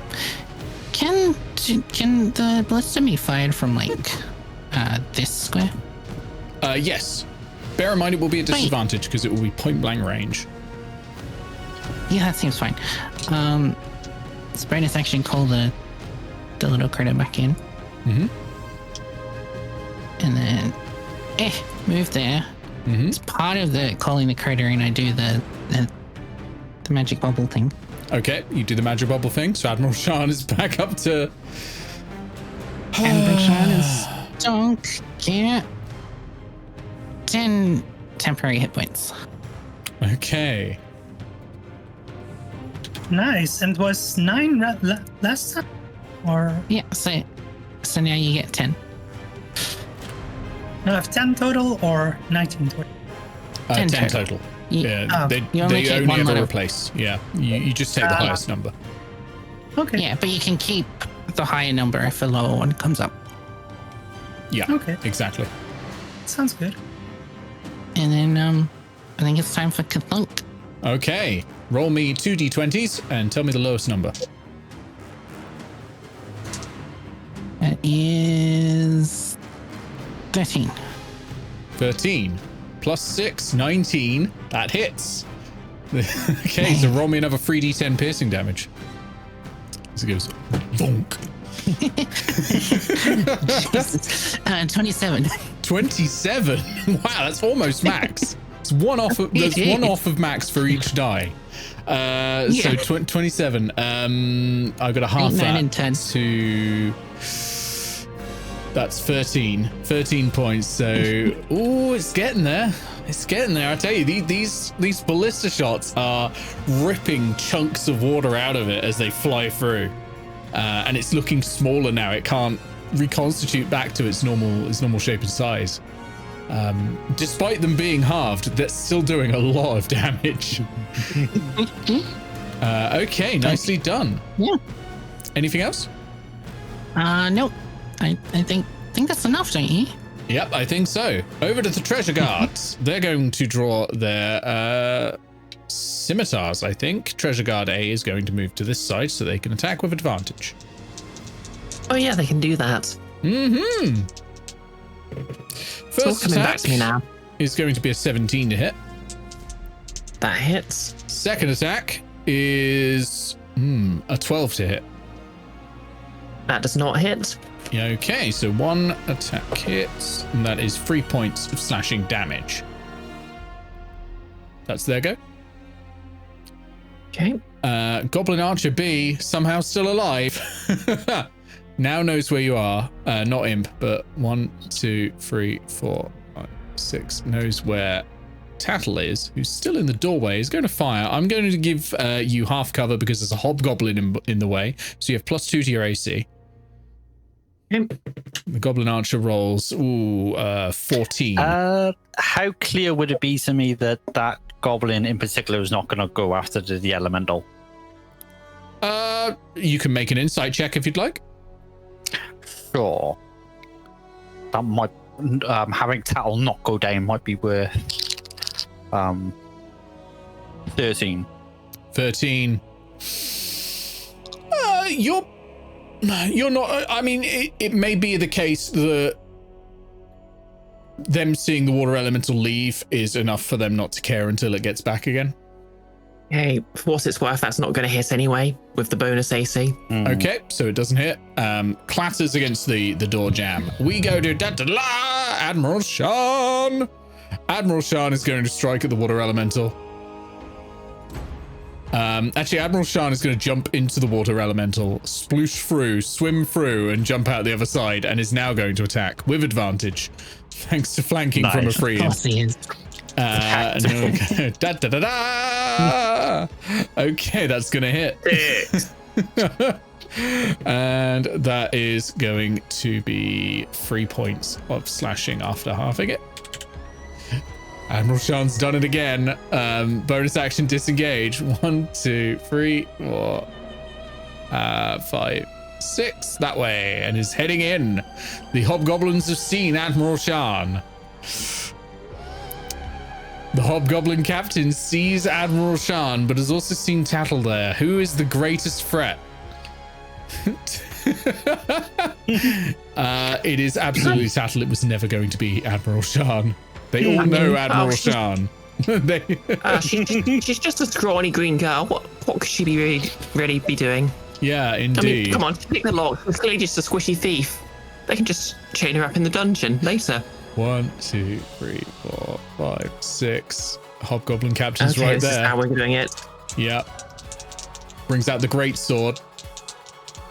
I'm sure it's okay. What's so great about it? Hey. Same brain. Okay, not at an advantage though. Doesn't get flanking in this position. First attack. That is 17. That hits. Okay. Second attack. That is 20. That also hits. Not a natural 20, of course. So the first attack is going to do 5d6. Wait, what? Yep. 5d6. Oh, yeah. Hobgoblin. Yeah. Martial advantage. You have someone next to you. Plus the greatsword does 2d6. So, Good have wild shaped. 20 points of slashing damage. Okay, I'm down. And the second attack Hey. is going to do slightly less. Well, it's not going. I'm down already, so it's going to. 2 death saves. So yeah, it's 2 death saves. Automatic critical hit. As an automatic critical hit, I should roll it just in case. Just in case it goes higher than your hit point maximum. What is your hit point maximum? 23. Okay. Nope, you're good. Well, not really. Well, no. There's literally a 50-50 chance on your next turn that you are going to die permanently. But you're not dead now. So, you know. Stonk, you'll go. Okay. Things have taken a turn. Yeah. They have, but the water elemental is approaching death. You can do this, I believe. Doesn't Tattle have that boon of Morion? Or was Tattle not on that quest? Tattle hasn't died yet. Yeah. I haven't died yet. Yeah, but I mean, if you have the boon. Worth remembering, you do have the boon. Yep. Well, this is a situation for Stonk, and I don't think he is quite in the know about what's going on. No, you don't know what's going on over there at all. And the water elemental is a big threat to you still, and to everyone around you. So yeah, I mean, it's perfectly reasonable to still focus on. Yeah, I think he's still focused on the water elemental, and he's out of spell slots, so he can't really do particular bullshit anymore. Aside from, I guess he's just going to. That's a good point. Spitter's gone. Rip Spitter. No, the Spitter. I think Stonk is just going to insult the water elemental with some vicious mockery. That's a good shout. Disadvantage on the first attack. Yep. Yeah. And he doesn't have to get a. Plus it's psychic damage, so it'll probably, if not do equal to what a rapier would do, it would do slightly more, plus the disadvantage. Yeah. So yeah, that's a wisdom saving throw. Okay. I've rolled a 5. Yeah. That's not going to do it. So 1d4. So 1. Okay. But it is going to have disadvantage on its first attack next turn. Yeah. Which is great, honestly. That's good. Yeah. That could save someone's life. Yeah. Okay. I think Stonk's just going to stay where he is for now. The goblin archers on the walls, they are visible. They are going to take their shots. One against Stonk, one against Enfys. So the one against Stonk, that's not going to hit. That's a natural 4. The one against Enfys, that's not going to hit. That's a natural 2. They're going to attempt to hide again.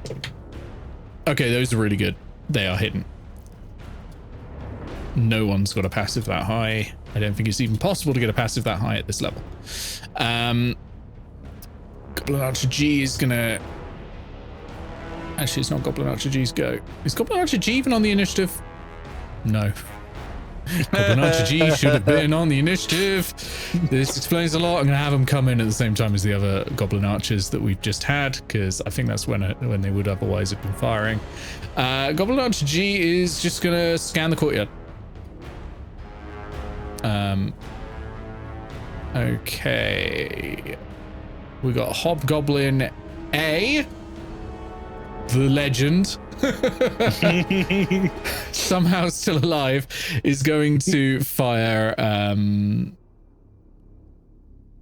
Yeah, I think it's going to fire at the water elemental. I think no, Admiral Shan. No, water elemental. Yeah, that's actually going to hit for once. And even do max damage. That's nice. Does it get sneak attack because the enemy of my enemy is my friend? No, you are not allies in any way, and that's what it needs. It needs allies.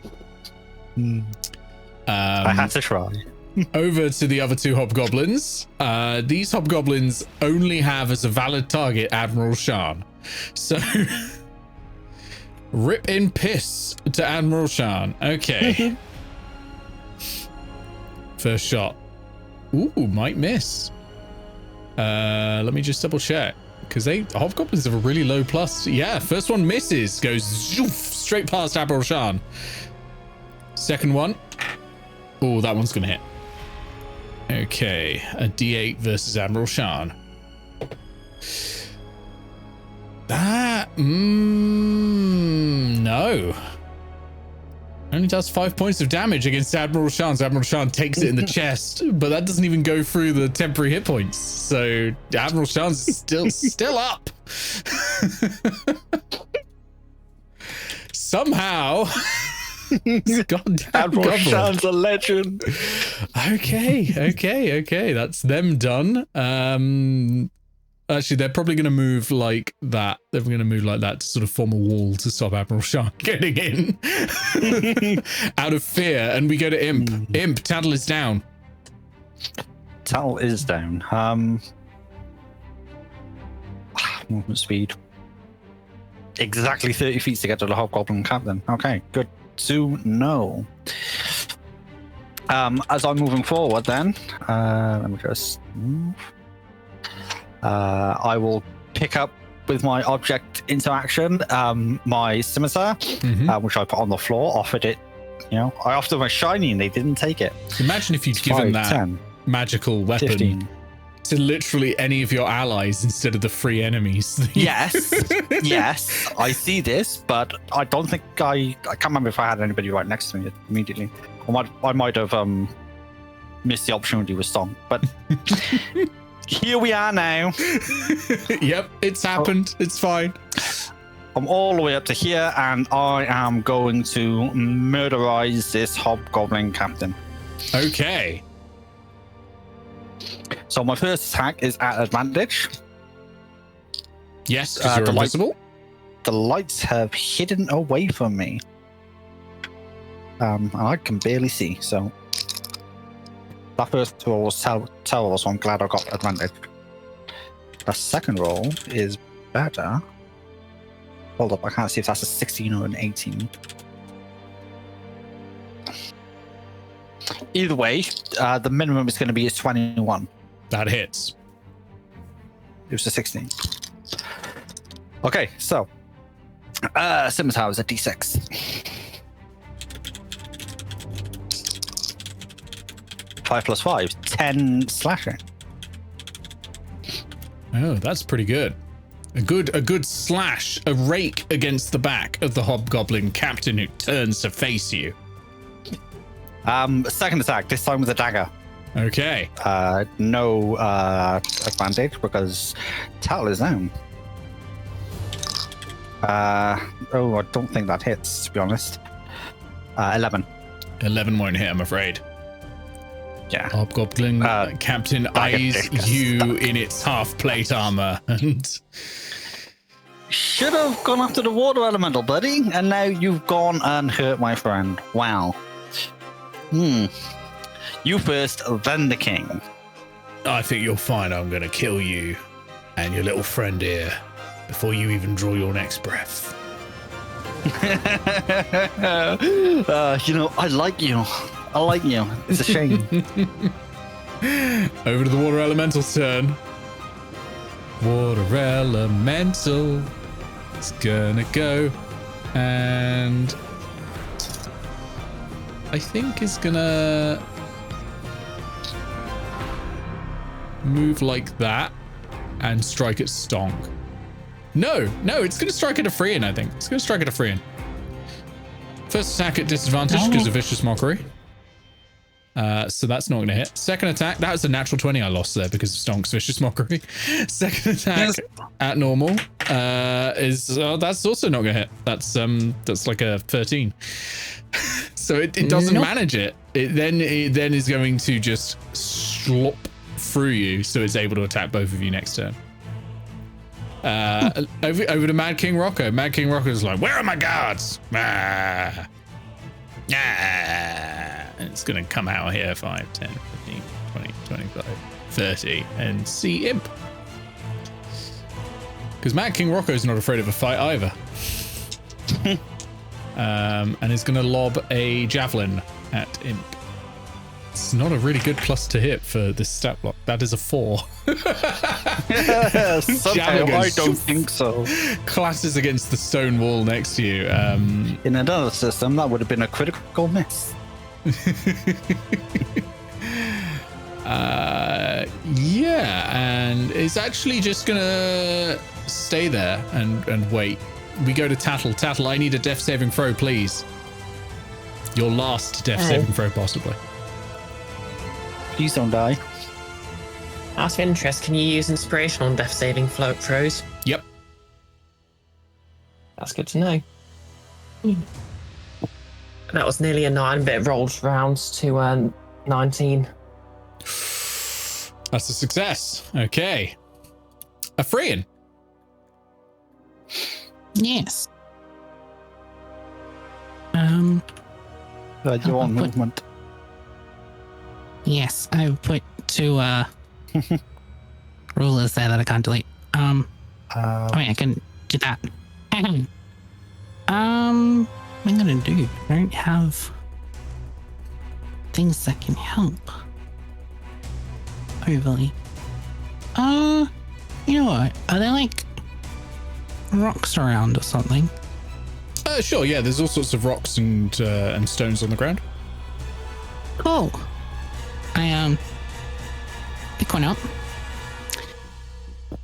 feed it to the cannon critter, and they spit it back out at the water elemental.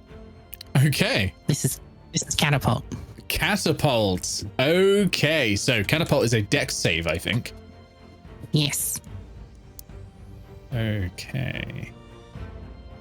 Let me see how the water elemental does. Natural one. Every save. I've failed every save for this water elemental. Yeah, roll damage. This will count as magical, so it will not be halved.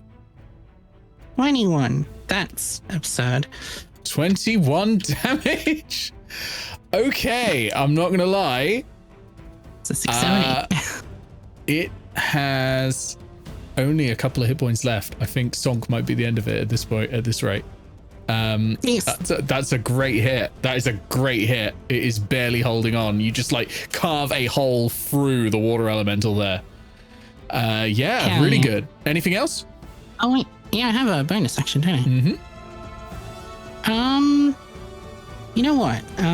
Ephraim then holds their spear up and then starts to spin it around as if casting a line as this, lightning bolt with a little fishing hook on the end flies Very towards nice. the water elemental. Lightning lure. So that is... I mean, it's already where I am, so that's fine. Does it take the lightning damage now, or does it still have to fail Is an action. the strength? Oh, it is. You're right. Yeah, it's I can do that. it's a full-on attack, I'm afraid. You're right. Yeah. Then nope. Okay. We are good. Okay, we'll go to Goblin Treasure Guards, and I will just say we will go to a break at the end of this round because it's already 10 o'clock. But you are actually getting there. You are actually getting there. Hey. Treasure Guards are okay. They are vicious little beasties, but they are not going to attack Tattle because Imp is there. A and B are crawling around like this. And they are going to swipe with their scimitars. One of those is going to hit. At 22, the other one is not going to hit. Oh, no, wait, that's with advantage. That's one hit, and the other one also hits, assuming an 18 hits. 18. Ooh. Let me just double check that. I think it does, though. I mean, it's worth double checking just in case it doesn't. It does. Okay, so it's going to be 2 hits because they were at advantage. So that is going to be 11 points of slashing damage. So 2 scimitars bite into you. Ooh, total of 11. My health does not change. Nice. Oh, that's the temporary hit points. Yeah. Yep. Yeah, I mean, Freyan has done some great work in this combat, really has. Oh, yes. So that's those 2 done.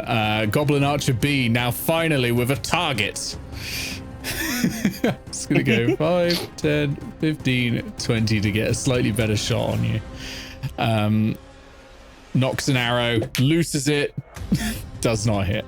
Oh, maybe actually hits. Is a 14 enough? No. I'm just double checking. Hobgoblin Captain's there. What's the plus? Non-hostile. Whenever a non-hostile creature makes an attack roll, it can add a d4. Okay. Yeah. Every one. Oh, it's not once per round. Okay. So sorry, that's an 18 to hit. Because everyone around the Hobgoblin Captain is blessed. Is hashtag blessed essentially. So that is another 5 slashing damage. Okay. Wow, I should bear in mind all of these creatures add an extra d4 to their attacks. We go to Admiral Shan. Admiral Shan has some poor bastards in his line of sight. He's gonna fire the short bow. That's a miss. Arrow clatters straight past, and Admiral Shan is running in, going screaming 5, 10, 15, 20, 25, 30 go. It's the Hobgoblin Captain's go. Hobgoblin Captain is going to strike at Imp with advantage and a blessed d4. No, not a blessed d4. It doesn't apply to himself. So that is going to be a 19 to hit with the greatsword. Oh, yeah, okay. Okay, I'm a little bit concerned. Okay, second attack. 17 to hit with the greatsword. That's what it needs. Okay, so that's going to be... Oh, okay, that's a lot of d6s. Let's do the first attack first, because I don't have that many d6s.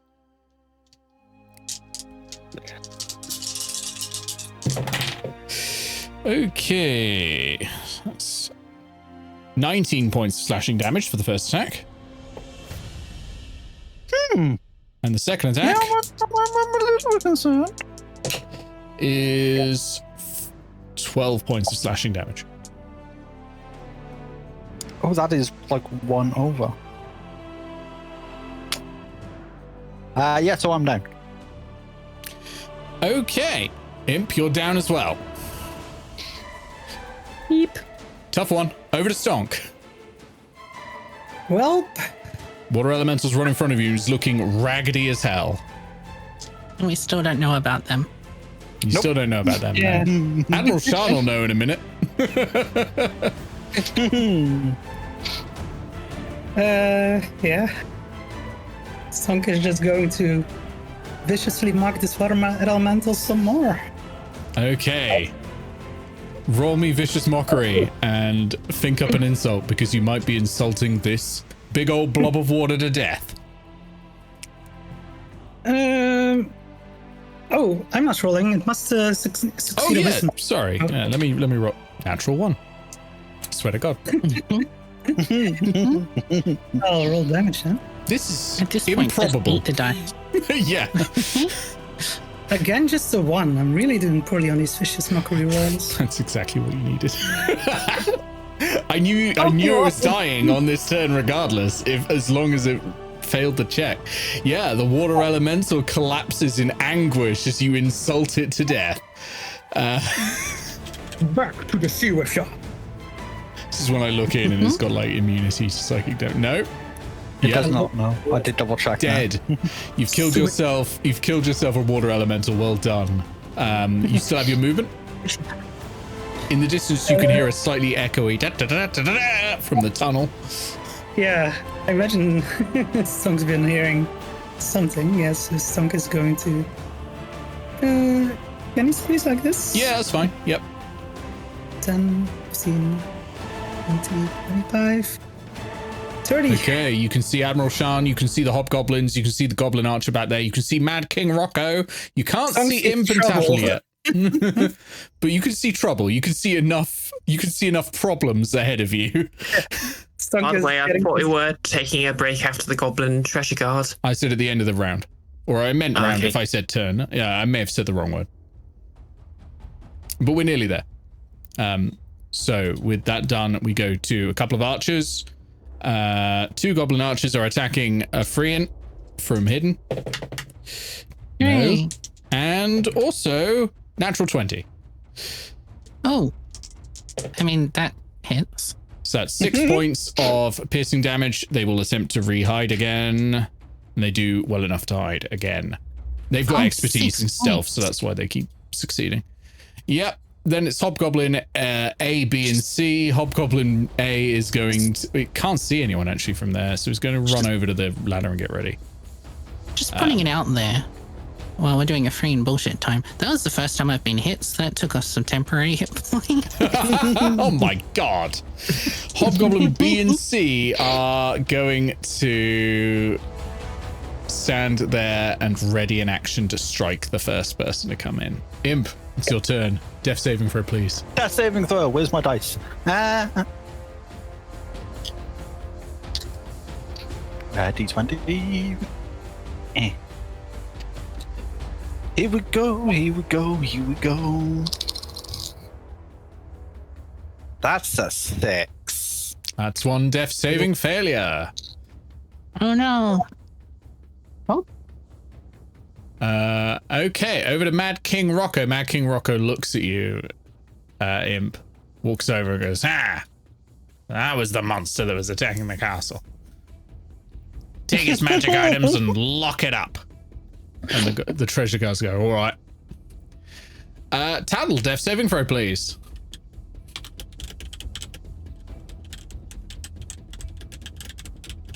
$11.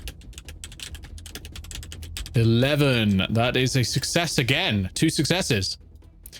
Okay, we go to Ephraim. Yeah. Friend's gonna start moving in. 5, 10, 15, 20, 25, 30. Hobgoblin A is feeling insulted by the fact it was just running past.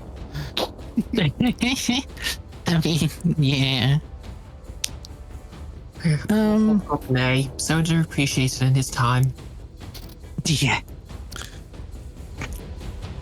Yeah, Friend's gonna look at Hobgoblin 8 and then dash 5, 10, 15, 20, 25, 30. Why won't anyone take me seriously? And then the cannon crane is gonna open its mouth and do another big green bubble. Okay. Admiral Shan is yet to take any 10. damage. Okay. Well, since being resurrected. Since being resurrected, good point. None this entire session though, despite doing his level best. Yes. Oh, when I said that was my first time being hit, I meant this combat, not this session. Oh wow. Okay, the treasure guards are going to take Imp's items. So treasure guard B is going to take the magic sword. Treasure guard A is going to take... What would you think is the most obvious magical item on you? Wand. Take the wand. Okay, and they are going to pop them in here. And then they are going to get around Tattle to do the same.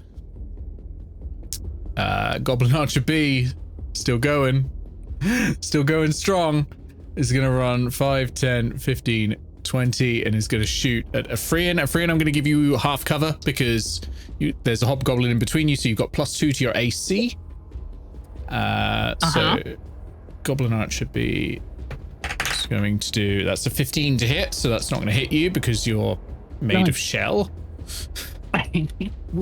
Plus holding a shield. Admiral Shan is going to run in. Those hobgoblins had readied actions.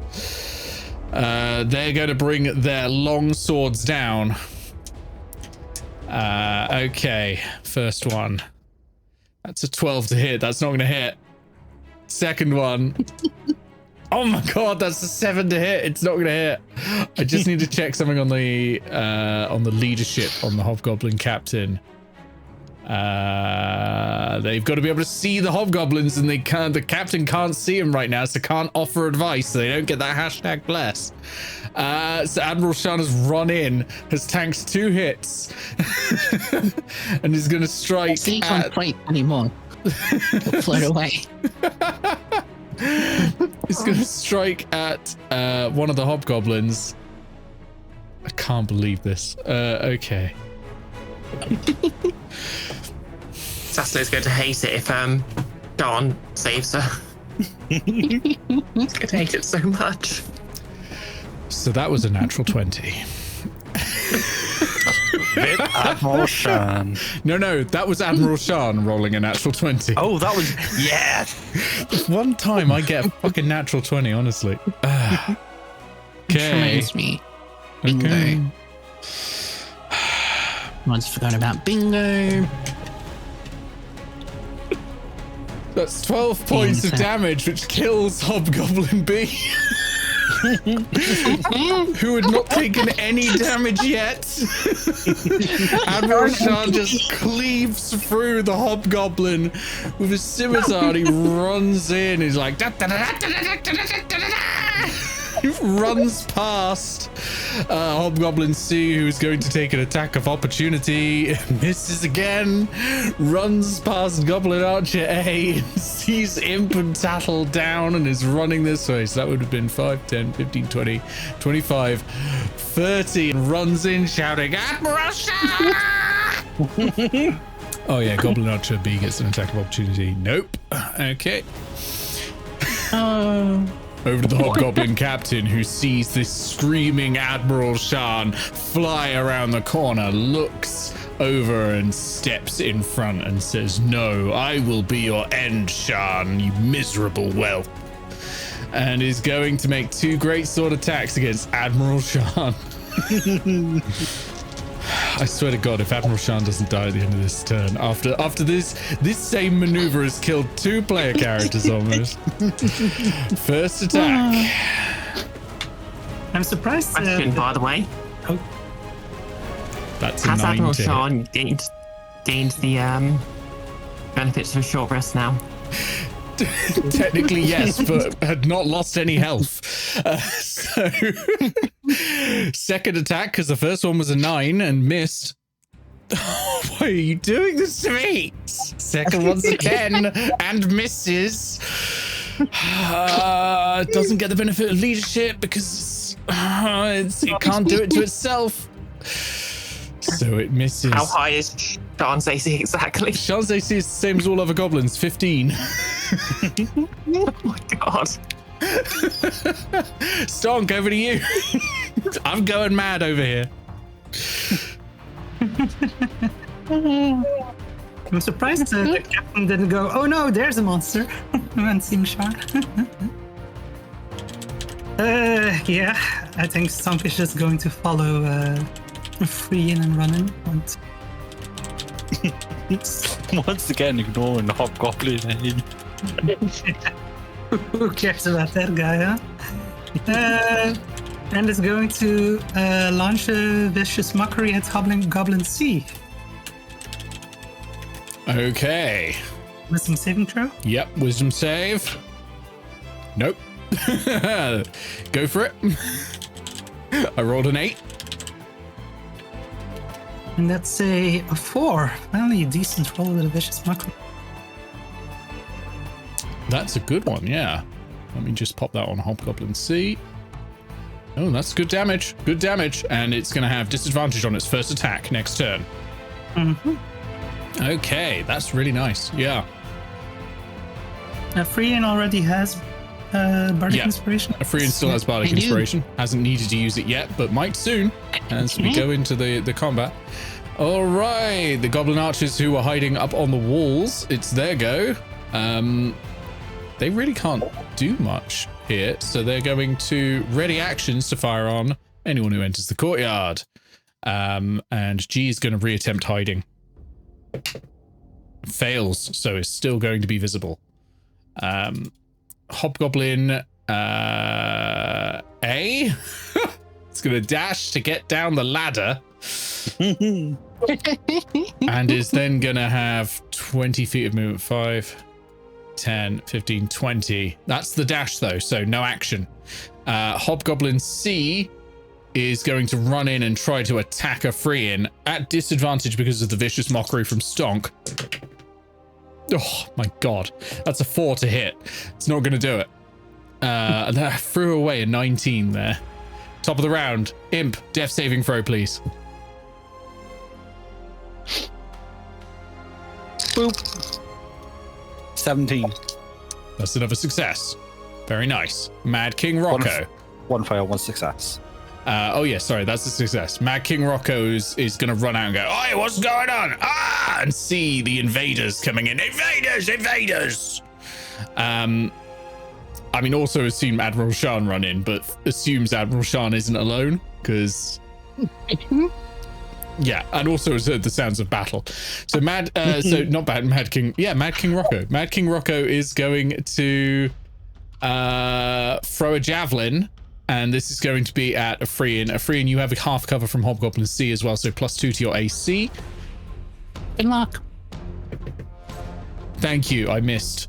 So that's a 7, so a javelin clatters into the rocks beside you. Tattle, death saving throw, please. Okay, that is an 8, so I'm going to use inspiration. Okay. Okay, come on, I'm using the druid dice this time. 2. What was that? 2. 2. I'm afraid that means Tattle is dead. but not really. Boom! Straight back to life. 1 hit point. You're back on your feet. Morian's boon washes over you. You feel this energy of pure positive energy wash through you. And you see this white mask right in front of your face, surrounded in these swirling clouds of darkness, in a place that some would call the Null Zone. And you see this white mask look at you, and you hear this voice inside your head say, "No, now is not the time." And you are back. Welcome back, Tattle, to the land of the living. Thanks. Death saving throws happen at the end of your turn, unfortunately. Okay. But you are back up, at least. And the treasure guards, they're shocked. Yeah. Wait, do they realise I'm dead, or? They probably don't. You are prone, technically speaking. So you're prone. You can have your eyes closed. Like, they don't know. They're not looking for signs of life at the moment. Well, they know you're alive. Technically speaking, they intend to take you as prisoners. So yeah, I think you can just stay down and take it by surprise on your next turn. Perfect. Over to Afrian. Yes.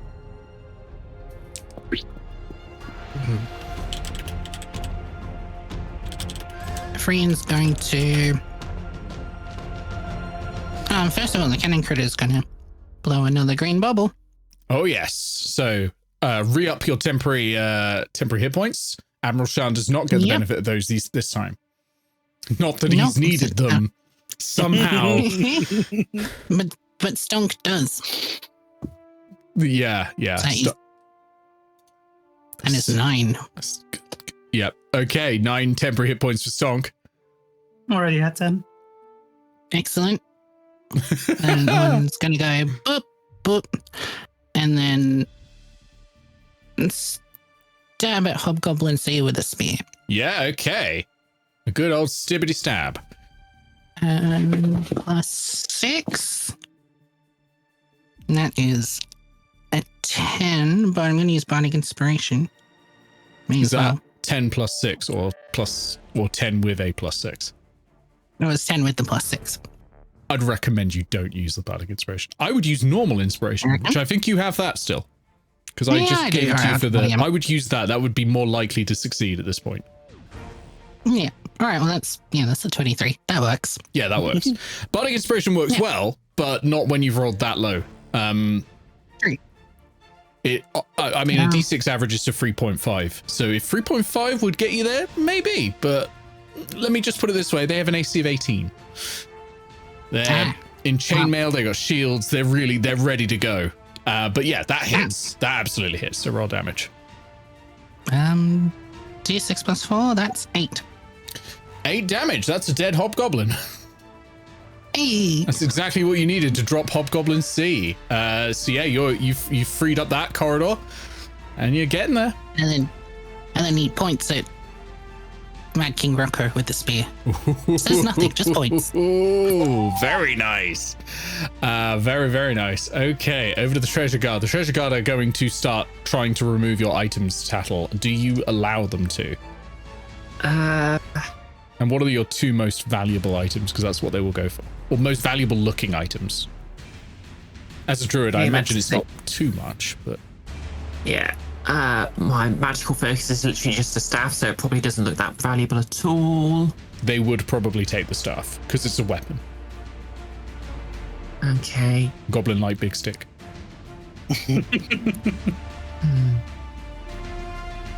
Well, to be fair, I've got 2 staffs. I've got my focus, and I've got the staff adornment. Well, there's 2 of them. They'll take them. Okay. So those are the 2 items. Now, would you let them take them, or are you going to spring up and show you're there? If you do, they will attack. Yeah, I'm going to let them because 1 HP. I'm not dying again. Thank you very much. Okay, so they take those off of you. They're holding those, and they are going to... No, they're going to put them in a pile in this room, actually. This is the treasure room. So that's their turn. Goblin Archer B. How will I ever find them again? Yeah, I know. Well, I think their plan is then later they're going to remove the corpses from the treasure room, and all is good. But yeah, Goblin Archer B is right there with an Afrian. That's a scary proposition. So he's going to move back a little bit and is going to fire at Afrian. That's a natural 20. So you are actually going to take some damage. Yeah. Not too bad with these. It's just a short bow. It's not ridiculous. Okay, that's a very high roll. 13 piercing damage. I have lost actual hit points for the very first time. The artillerist artificer is impossible to damage. It's amazing. It's been a session and a half of combat. Yeah. That's Goblin Archer B done. Admiral Shan. I need to check the status of a... Sorry, I've got to unpin a message because I can't see the poll that I put up. Oh no, I can't see the results of the poll. The poll was yeses. Okay, Admiral Shan reels around the Hobgoblin captain and goes and pours a health potion down Imp's throat because the Twitch poll said yes, Admiral Shan has a healing potion. Ooh. It was 2 yeses and 0 no's. 2 yeses, 0 no's. So okay, you're gonna heal. Never punished for my crimes. 4 hit points. Admiral's gonna go. You owe me my orb of time back. We go to the Hobgoblin captain, who is going to take it all out on Admiral Shan. Okay, here we go. Oh, this could be bad. This could be bad for Shan. I say as if every other attack wouldn't have been bad for Shan. All right. Okay, first attack. Ooh, natural 19. That's going to hit. Second attack with a great sword. Oh, natural 6. That's not going to hit. So this could, I mean, even with the temporary hit points, this could kill him. No martial advantage though, luckily enough. Otherwise that would guarantee death. Admiral Shan is going to take, are you kidding me? How many hit points has Admiral Shan got? Let me just check. Admiral Shan is going to take 10 points. Which is all of his temporary hit points. So Admiral Shan remains undamaged. God damn it. This is a CR-free fucking creature that's attacked Admiral Shan.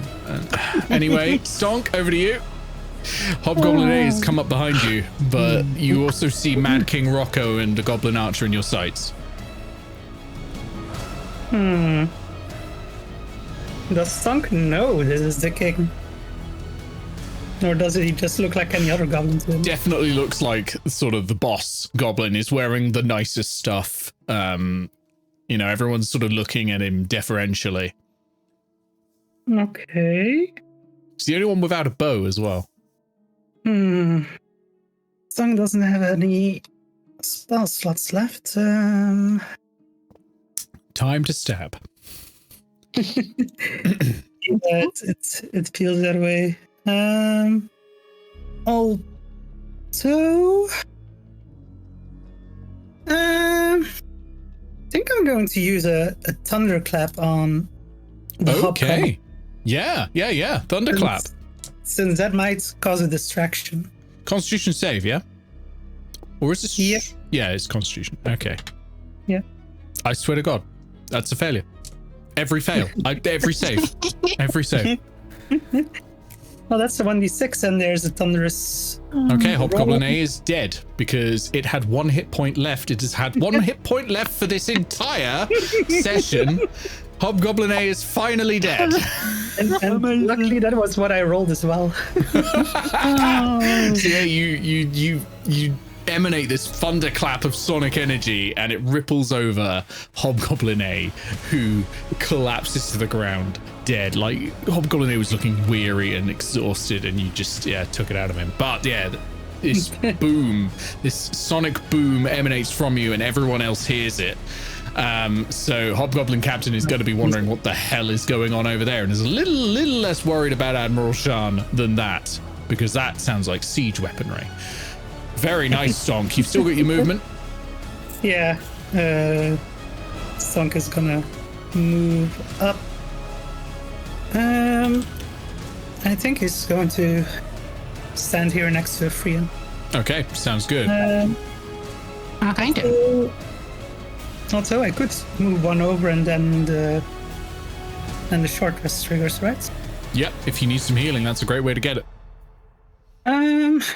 Well, that and also the Free will be healed with it by it. True. I think a Free's taken yeah. 1 hit point of damage. 3. 3 hit points of damage. They're not the ones to worry about, really. Yeah, I think so. He's gonna move on over. Yep, okay. So you can do anything that comes back on a short rest, you now get back. Plus you can spend hit dice if you need to regain hit points. Do bardic inspirations come back on short rest? No, not until you hit level 5. Ah. Yeah. Goblin Archer's ready action goes off, misses you, so an arrow clatters to the ground next to you, smacks against the stones, but misses. Actually, there are 2 more Goblin Archers who are also going to be firing, and they're firing from hiding. Miss. And that one actually will hit because that's a 19. So you will take 3 points of piercing damage, but that is before the short rest. So if you want to spend a hit die and remove that damage, you can. Yeah, I will. Okay. I just healed up to full with 1 hit die, but he'll spend another one. Imp, you are conscious and prone. What do? Stand up is seems like a good course of action there. Boop, boop, boop, boop, boop, boop. Okay. And as I'm, sort of, hands to the floor, up to one knee, standing up, spit into my other hand, rub them together, and then just sort of spread that little bit of moisture up over everything, and that's armor of Agathis. Grim. I love it. It needs a drop of water, and I have a mouth. Nasty. Okay, armor of Agathis applied. Yeah, very nice. Anything else? That was my action. I'm going to be slightly concerned about being attacked from advantage. I'd rather that didn't happen. So I'm going to... I've got 1 more spell slot. But bonus action. Okay, bonus action. Hexblade's Curse on the captain. Okay. And I'm just going to move into this corner. Okay. So you move on over. Great. Mad King Rokko's go. Mad King Rokko sees a challenge and is going to run in to Stonk. And Rokko is going to make 2 attacks with the scimitar. The first one is going to miss. The second one, it might hit 15. Does 15 beat your armor class, Stonk? Nope. No. So the first one gets him off balance and so tries to swing back, but is just, it's child play to step away from Mad King Rokko. You're fine. Tattle, your go. Oh, Mad King Rokko is going to disengage as a bonus action and move back like that. I have a surprising amount. Oh, hello. I was very disappointed when Mad King Rokko moved away from Stonk. I mean, towards Stonk. Tattle is going to slowly right. Okay, remind me of one thing. Mm-hmm. I've been playing a lot of Pathfinder, so my brain's a bit fuzzy on this. Casting spells does not provoke attacks of opportunity in 5th edition, does it? Unless you have Mage Slayer. Okay. So, Tattle is going to slowly stand up. Goblin Treasure Guy's like, what is this? They're holding your focus. Yeah. The thing about the focus is I only need it for I only need it to cast a spell if I don't have material components. Indeed. And you know something? Imp's been showing off, and I just can't let that challenge go, and yeah, I just can't ignore that challenge. Okay. Tattle obviously has quite a bit of blood dripping down from her hand, and she's just going to jerk her left hand down, and the blood on it's going to sort of drip down and form basically a blade made of frozen blood, which he is going to toss at Mad King Rokko. Okay. This, by the way, is ice knife. Ice knife. Okay, so Mad King Rokko is being targeted by a creature the goblin can see. It's using its reaction to interpose the goblin archer between you. So the attack will now target goblin archer B. See if I care. I love that about goblin bosses. They just go, "You there, take this damage for me." Okay. The Aetos maneuver. Yes. That is. I'll protect you, imp.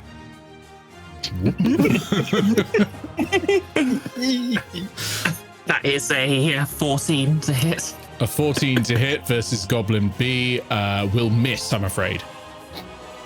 Okay. That's going to be a dexterity saving throw for the two of them, please. Oh, nice. Well, knife, actually. Yeah. Okay. Basically, the I'll start 1d10 you get from the initial knife is nice, but this is the meat of it. I'll start with the Goblin boss. That is a 9. So that's not going to do it. And Goblin Archer, I will just do as well. That's a 19. So that one passes. Oh, yeah. Yeah. Okay, so let's see. So, hit or miss, the shard then explodes. The target and each creature within 5 feet of it must succeed on a dexterity saving throw or take 2d6 cold damage. Oh, nice. So Mad King Rokko is going to take 2. So what's happened is this ice knife has come through. Mad King Rokko's seen it coming and gone, "No, you take that damage for me," and hidden behind it. But you've missed. So the ice knife has gone behind the archer and then exploded. And Mad King Rokko is no longer defended against any of that damage and has actually put himself into harm's way. Yeah, pretty much. Suck it, nerd. That's 10 points of cold damage, by the way. It's good damage. That's good damage. Yeah, for a that's second the first there, bit of I was damage. worried- Yeah, for a second there, I was worried you were about to say Goblin Treasure Guards A and B get an attack if I target King Rokko or something. No, nothing like that. No, you're all right. No, they guard the treasure, not the king. Oh, fair. Over to... Wait. Oh. Bonus action, Oh, yep. giant hyena. Okay, you will be squeezing, of course, but yes, giant hyena time. It As does I feel see it, tempted, like a which is struggle, having I which is just trying to deal with these two with one hit point. Yeah, I mean, that is true. That is true. Okay, very nice. Over to Ephraim. That was incredible. Oh yeah. It was. Before that happened, I muttered to them both, "You know, you really should have listened." They go, "Ah!" Because they're still frightened because you were dead seconds ago. Okay, yeah, Ephraim, over to you. I step into the yard. Short rest. Do I get shot? Yep. Oh, no. Yes, because they had their go after Stonk. So you do, in fact, get shot. So E from hiding hits. F from hiding doesn't hit because the 15 won't hit. 19 on E. Dang. And G not from hiding rolled a 19 as well. So that's two successful ones. So that is going to be 11 points of piercing damage. Okay. That is substantial. They are now visible because those were reactions. So they're now visible up on the parapet. And now I do the short rest. Yep. So you heal up all of the damage that you just took. Yeah. And off you go. Yeah, I do. BTD. No, Admiral Sean. You know what? Ephraim runs and going, Ephraim. Okay. So you That's run up. there. Yeah.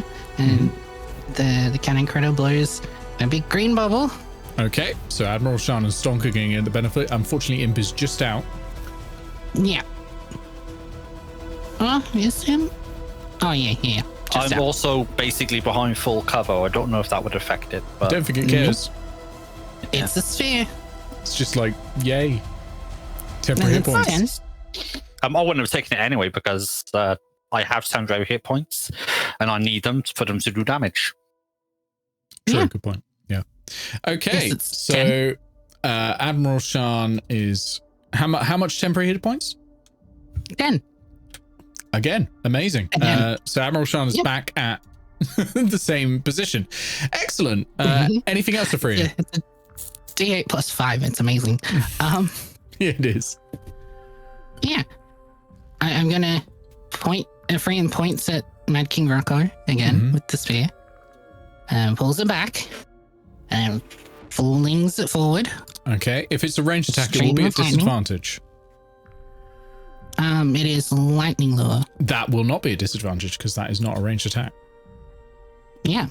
So I'm going to need a strength saving throw from Oh god. Mad King Rokko. From a goblin? Okay, I will do my best. Free. Here you go. Mad King Rokko is here now Okay, yoink. and takes 1d8 lightning damage. 1d8 lightning damage. Ooh. Okay. It's a 2. Takes 2 lightning damage. And is pulled into a Freean. That's pretty cool. Okay, we go to the Okay. Goblin Treasure Guards, who are up against Tattle. They are going to both attack Tattle at advantage because Tattle is squeezing in this room with the scimitars. First one, that is a natural 19, so that's going to hit. Second one, that is a natural 18, so that's 2 hits. Advantage is great. Not too much damage though, so that's going to be 11 points of piercing damage. They're going to bonus action disengage and get the hell out of there. In fact, actually, 5, 10, Yeah. 20, As they rush out, they're going to hear 30, just 15, constant laughter. 20, like that. Yeah, that's fair. Like, Tattle has found a way to make it sound like evil laughter instead of distressed laughter. Perfect. I like it. I like it. Goblin Archer B is going to bonus action disengage and move around. So, so that, yep, all goblins can bonus action disengage. So they can get round and strike a Freean with advantage. Actually, no, this is a melee because Stonk's right there. Stonk's preventing it from being a melee. So normal, from being flanking. So normal attack. That's a 15. That's not going to hit.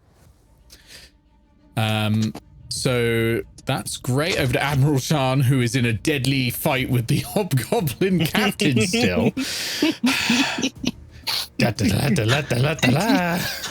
Admiral Shan! Oh my god, I think that might hit. Oh, for God's sake. Natural 15, unnatural 19. Hobgoblin captain's gonna take more damage. I can't believe this. I genuinely can't believe. Fuck's sake. I can't believe Sean's done this. 8 points of damage. The Hobgoblin captain is bloodied. All right, fine. Admiral Shan is going to then bonus action disengage and go da da da da da da da da da da da over here.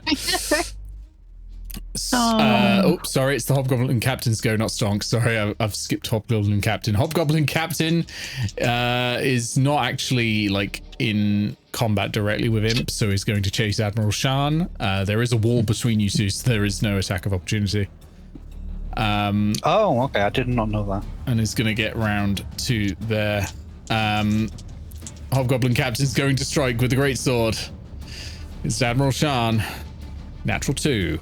And again. Oh, a natural 18. So that is going to hit. This could be it for Admiral Shan. I've said that every time. I've said it every time, and it's still not. 8 points of damage on Admiral Shan. Temporary hit points for the win. Yeah, indeed. Still got 2 temporary hit points. I can't believe it. Stonk, over to you. Let's spot of regicide today, sir. Mad King is right in front of you now. Yeah. You don't even have to move technically because you've got extra long arms. I'm not sure if Stonk is aware at all of Imp and Tattle's situation because he still hasn't seen them. He's just seeing. Yeah. I mean, they're back up, so, you know, they're relatively safe. The danger has come to you now. Yeah, I think Stonk is gonna grab his rapier and lunge at the Mad King. Okay. It's not been Rokko's go since the last reaction, so it can't. Mad King Rokko can't swap himself with another goblin. So yeah, your strike, if it hits, will do some real damage. That's a 17. 17 is exactly what you needed. Roll damage. Oh, Nice. That's only a 5 damage. 5 damage. The goblin boss collapses to the ground and dies. Striking in the heart. Goblins don't have much health, apart from Admiral Shan, apparently. With the death of the Goblin King, the others look around and soon... how would they solve this? Admiral Shan, he's right there. They look around and they look to the hobgoblin captain, who says, "It is the duty of only the strongest goblin to lead Mad King Rokko's marauders. And I believe that is me." And Admiral Shan goes, "Ha! You don't even have a theme tune." Da, da, da, da, da, da, da. And he's going to try it one more Admiral stab. Shan. We believe in you. Okay, that technically Finally checked hits on my and drink. only just. Is it enough to kill a hobgoblin captain? 8. It is not enough to kill him. The hobgoblin captain's going to return. 1 strike each. That is a natural 20. oh, This could be the death of Admiral Shan. and before you roll ones.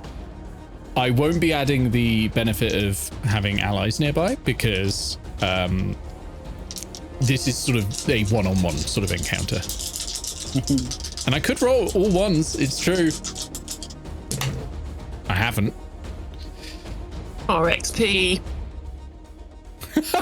I mean, How does this tally? No. No. Hang on. oh no.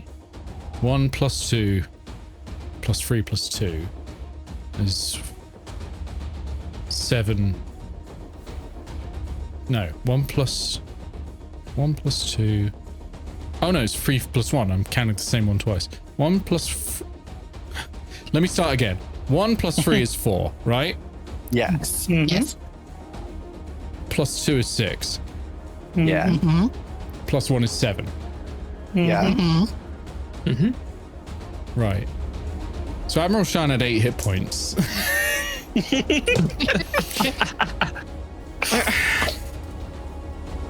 I don't even know why we got player characters when we got Admiral Shan, apparently. What the This guy's just a fucking goblin. I will say, if anyone wants to take any actions right now, they can. But if not, Admiral Shan will strike again. Stonk, do you have any bardic inspiration left? Yeah, Stonk sure does. You can hand that out if you'd like. Which Yeah, would potentially Stonk is giving- increase Admiral Shan's AC. Can a 1 in giving, refresh the A temporary 1 in hit can points? refresh the temporary hit points. If anyone else has anything else they would like to do, I will say if you attack, that loses Admiral Shan's a chance, right? They will consider this outsiders attacking and they will turn around and enter in. But you can So do buffs like temporary hit points or whatever you want. what is Would like to squeeze out of the treasure room just to get a better view. Sure. Is that yeah, okay? That's fine. That's fine.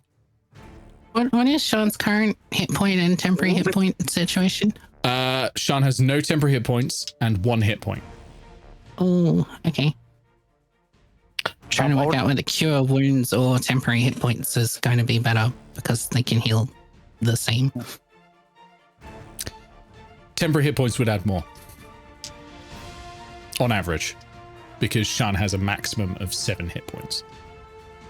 Oh, yeah, good point. So, yeah, I'll do that one. On anyone else, that might be a different matter, but Admiral Shan does not have a very high hit point maximum. So that's another 8. Okay. For Admiral Shan. Gives him... Wait, can Stonk use the Song of Rest for... No, that has to be done during a short rest. You can do Bardic Inspiration. You can do any actions you've got, but not the Song of Rest in this case. Is there anything from Imp? In the off chance of Admiral Shan losing, I am I've got an eye on the goblin next to me, and I'm ready just to shank. Okay, that sounds good. You can ready an action if you'd like.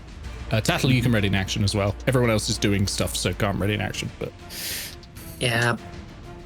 Oh, bonus. Well, since Imp's targeting the guards anyway, I'm kind of wondering because if I took down the guard, I'd I'd also have my bonus action to. If you take down the guard, you'll find that all of the goblins are going to attack you again. Yeah, but I mean, as a ready no, it wouldn't work as a ready action anyway, would it? No, you can't take a bonus action on your turn. Okay, I think Tattle is just going to slowly plod here, or secretly being ready to attack, ready in action to attack Treasure Guard A if necessary. That's fine. That makes sense. Stonk, are you giving Bardic Inspiration to Admiral Shan? Yeah, Stonk is doing that, and he can't ready in action at the same time. Yeah, you can ready an action at the same time, actually, and so can a Freyan, but I'm going to roll the d20 now for Admiral Shan, and we'll see. Okay, this becomes trickier. I now need to roll the Bardic Inspiration die. I rolled a 6. Does this change things? Hold on. Okay. So I roll... What's Admiral Shan's bonus? Admiral Shan's bonus is +4. I rolled a 10 plus a 6 from Bardic Inspiration, so that is going to hit. All right. Let's roll the damage. Needs not much, actually, to finish it off. That is 5 plus 2, 7 points, which does take the captain down to -2 hit points. With all the help from everyone, Admiral Shan, of all people, takes down the Hobgoblin captain and is now the controller of Mad King Rokko's goblins. I'm going to Admiral Shan's goblins. Admiral Shan's goblins. I'm going to very quickly go over the final bit because we are over time a little bit. So Admiral Shan will turn to you all and go, Admiral Shan did it all on his own. But also thanks to you. Thank you very much. Points at him and says, you owe me an orb of time, though. I do. You're right. And I'll just toss it to him. Admiral Shan is the greatest treasure of all. And he sees the treasure guards holding Tattle and Imp's items and tells them to let him go. Give him back. And says, I have the greatest treasure of all. What else would I need? And he says, for you.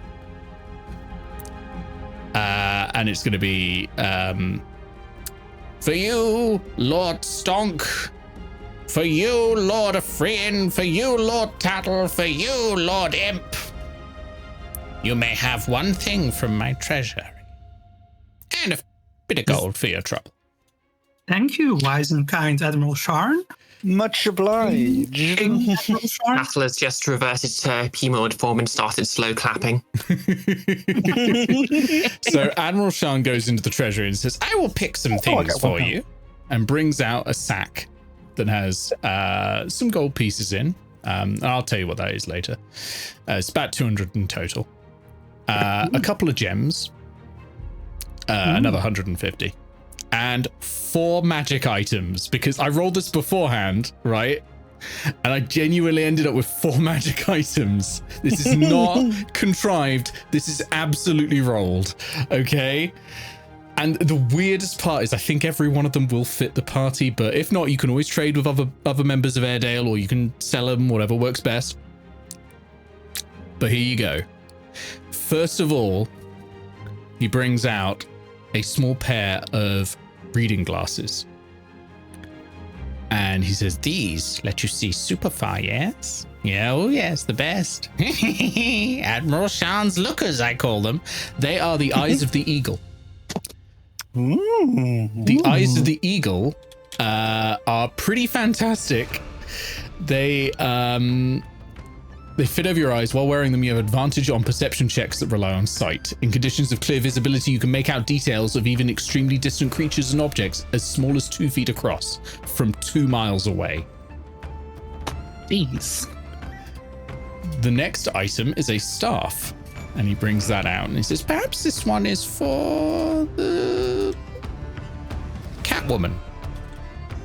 And it is the Staff of the Python. And the Staff of the Python, you can speak an action and throw the staff on the ground within 10 feet of you, and it becomes a giant constrictor snake under your control. Oh, Moses. It literally is, yeah. There are actually 3 of these, and this is the biggest one. There is a staff of adders. There's a staff of, I forget the other one, but there is also this. God damn it. But yeah, it's also, you know, a staff, but it does require attunement from either a druid or a warlock, so it could be for imp. Then brings out a little circlet and says, This I never liked, never suited me. 'Tis the headband of intellect. The headband of intellect sets your intelligence to 19. If your intelligence was lower than that, it is now 19. That's crazy. It is. And then arguably the most powerful magical item that I think Nordmark has rolled comes out on a purple cushion. It is a very nice looking loot. And Admiral Shan goes over to Stonk and gets down on one knee and says, Lord Stonk, this one is for you. It is an instrument of the bards, the DOS lute.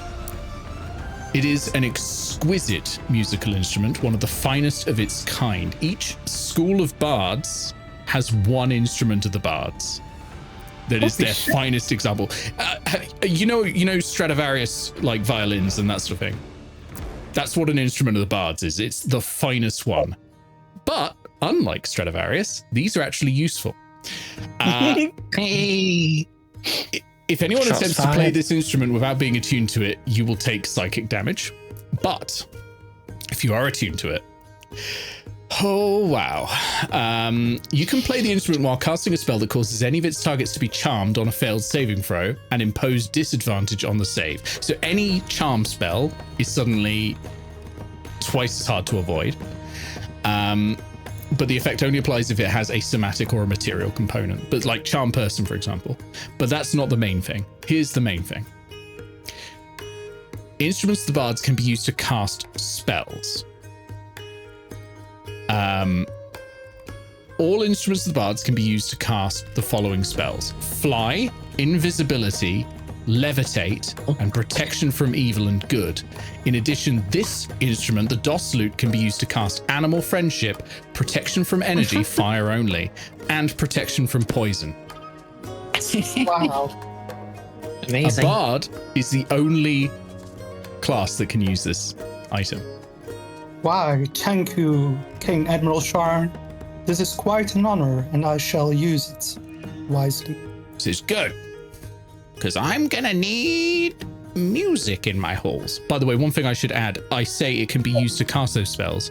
It does not cost a spell slot to cast any of them. You can use all of those once per day. That is amazing. This is the same. This is instruments of the bards are ridiculous. This is an uncommon item. Like they are. I just looked at the list that it put out when I rolled on the random table and went, no, this is it. This is what Mad King Rokko had. Yeah, and so Admiral Shan sits on his new throne, and everyone stands there applauding, clapping their hands and cheering to the good Admiral Shan, or at least cheering loud enough so that he doesn't immediately smite them down. And that's where we're ending for tonight. A little is ringing out across the land, and Mad King Rokko has been defeated. And Stonk plays a tune to celebrate the occasion. And flies off into the distance as he does.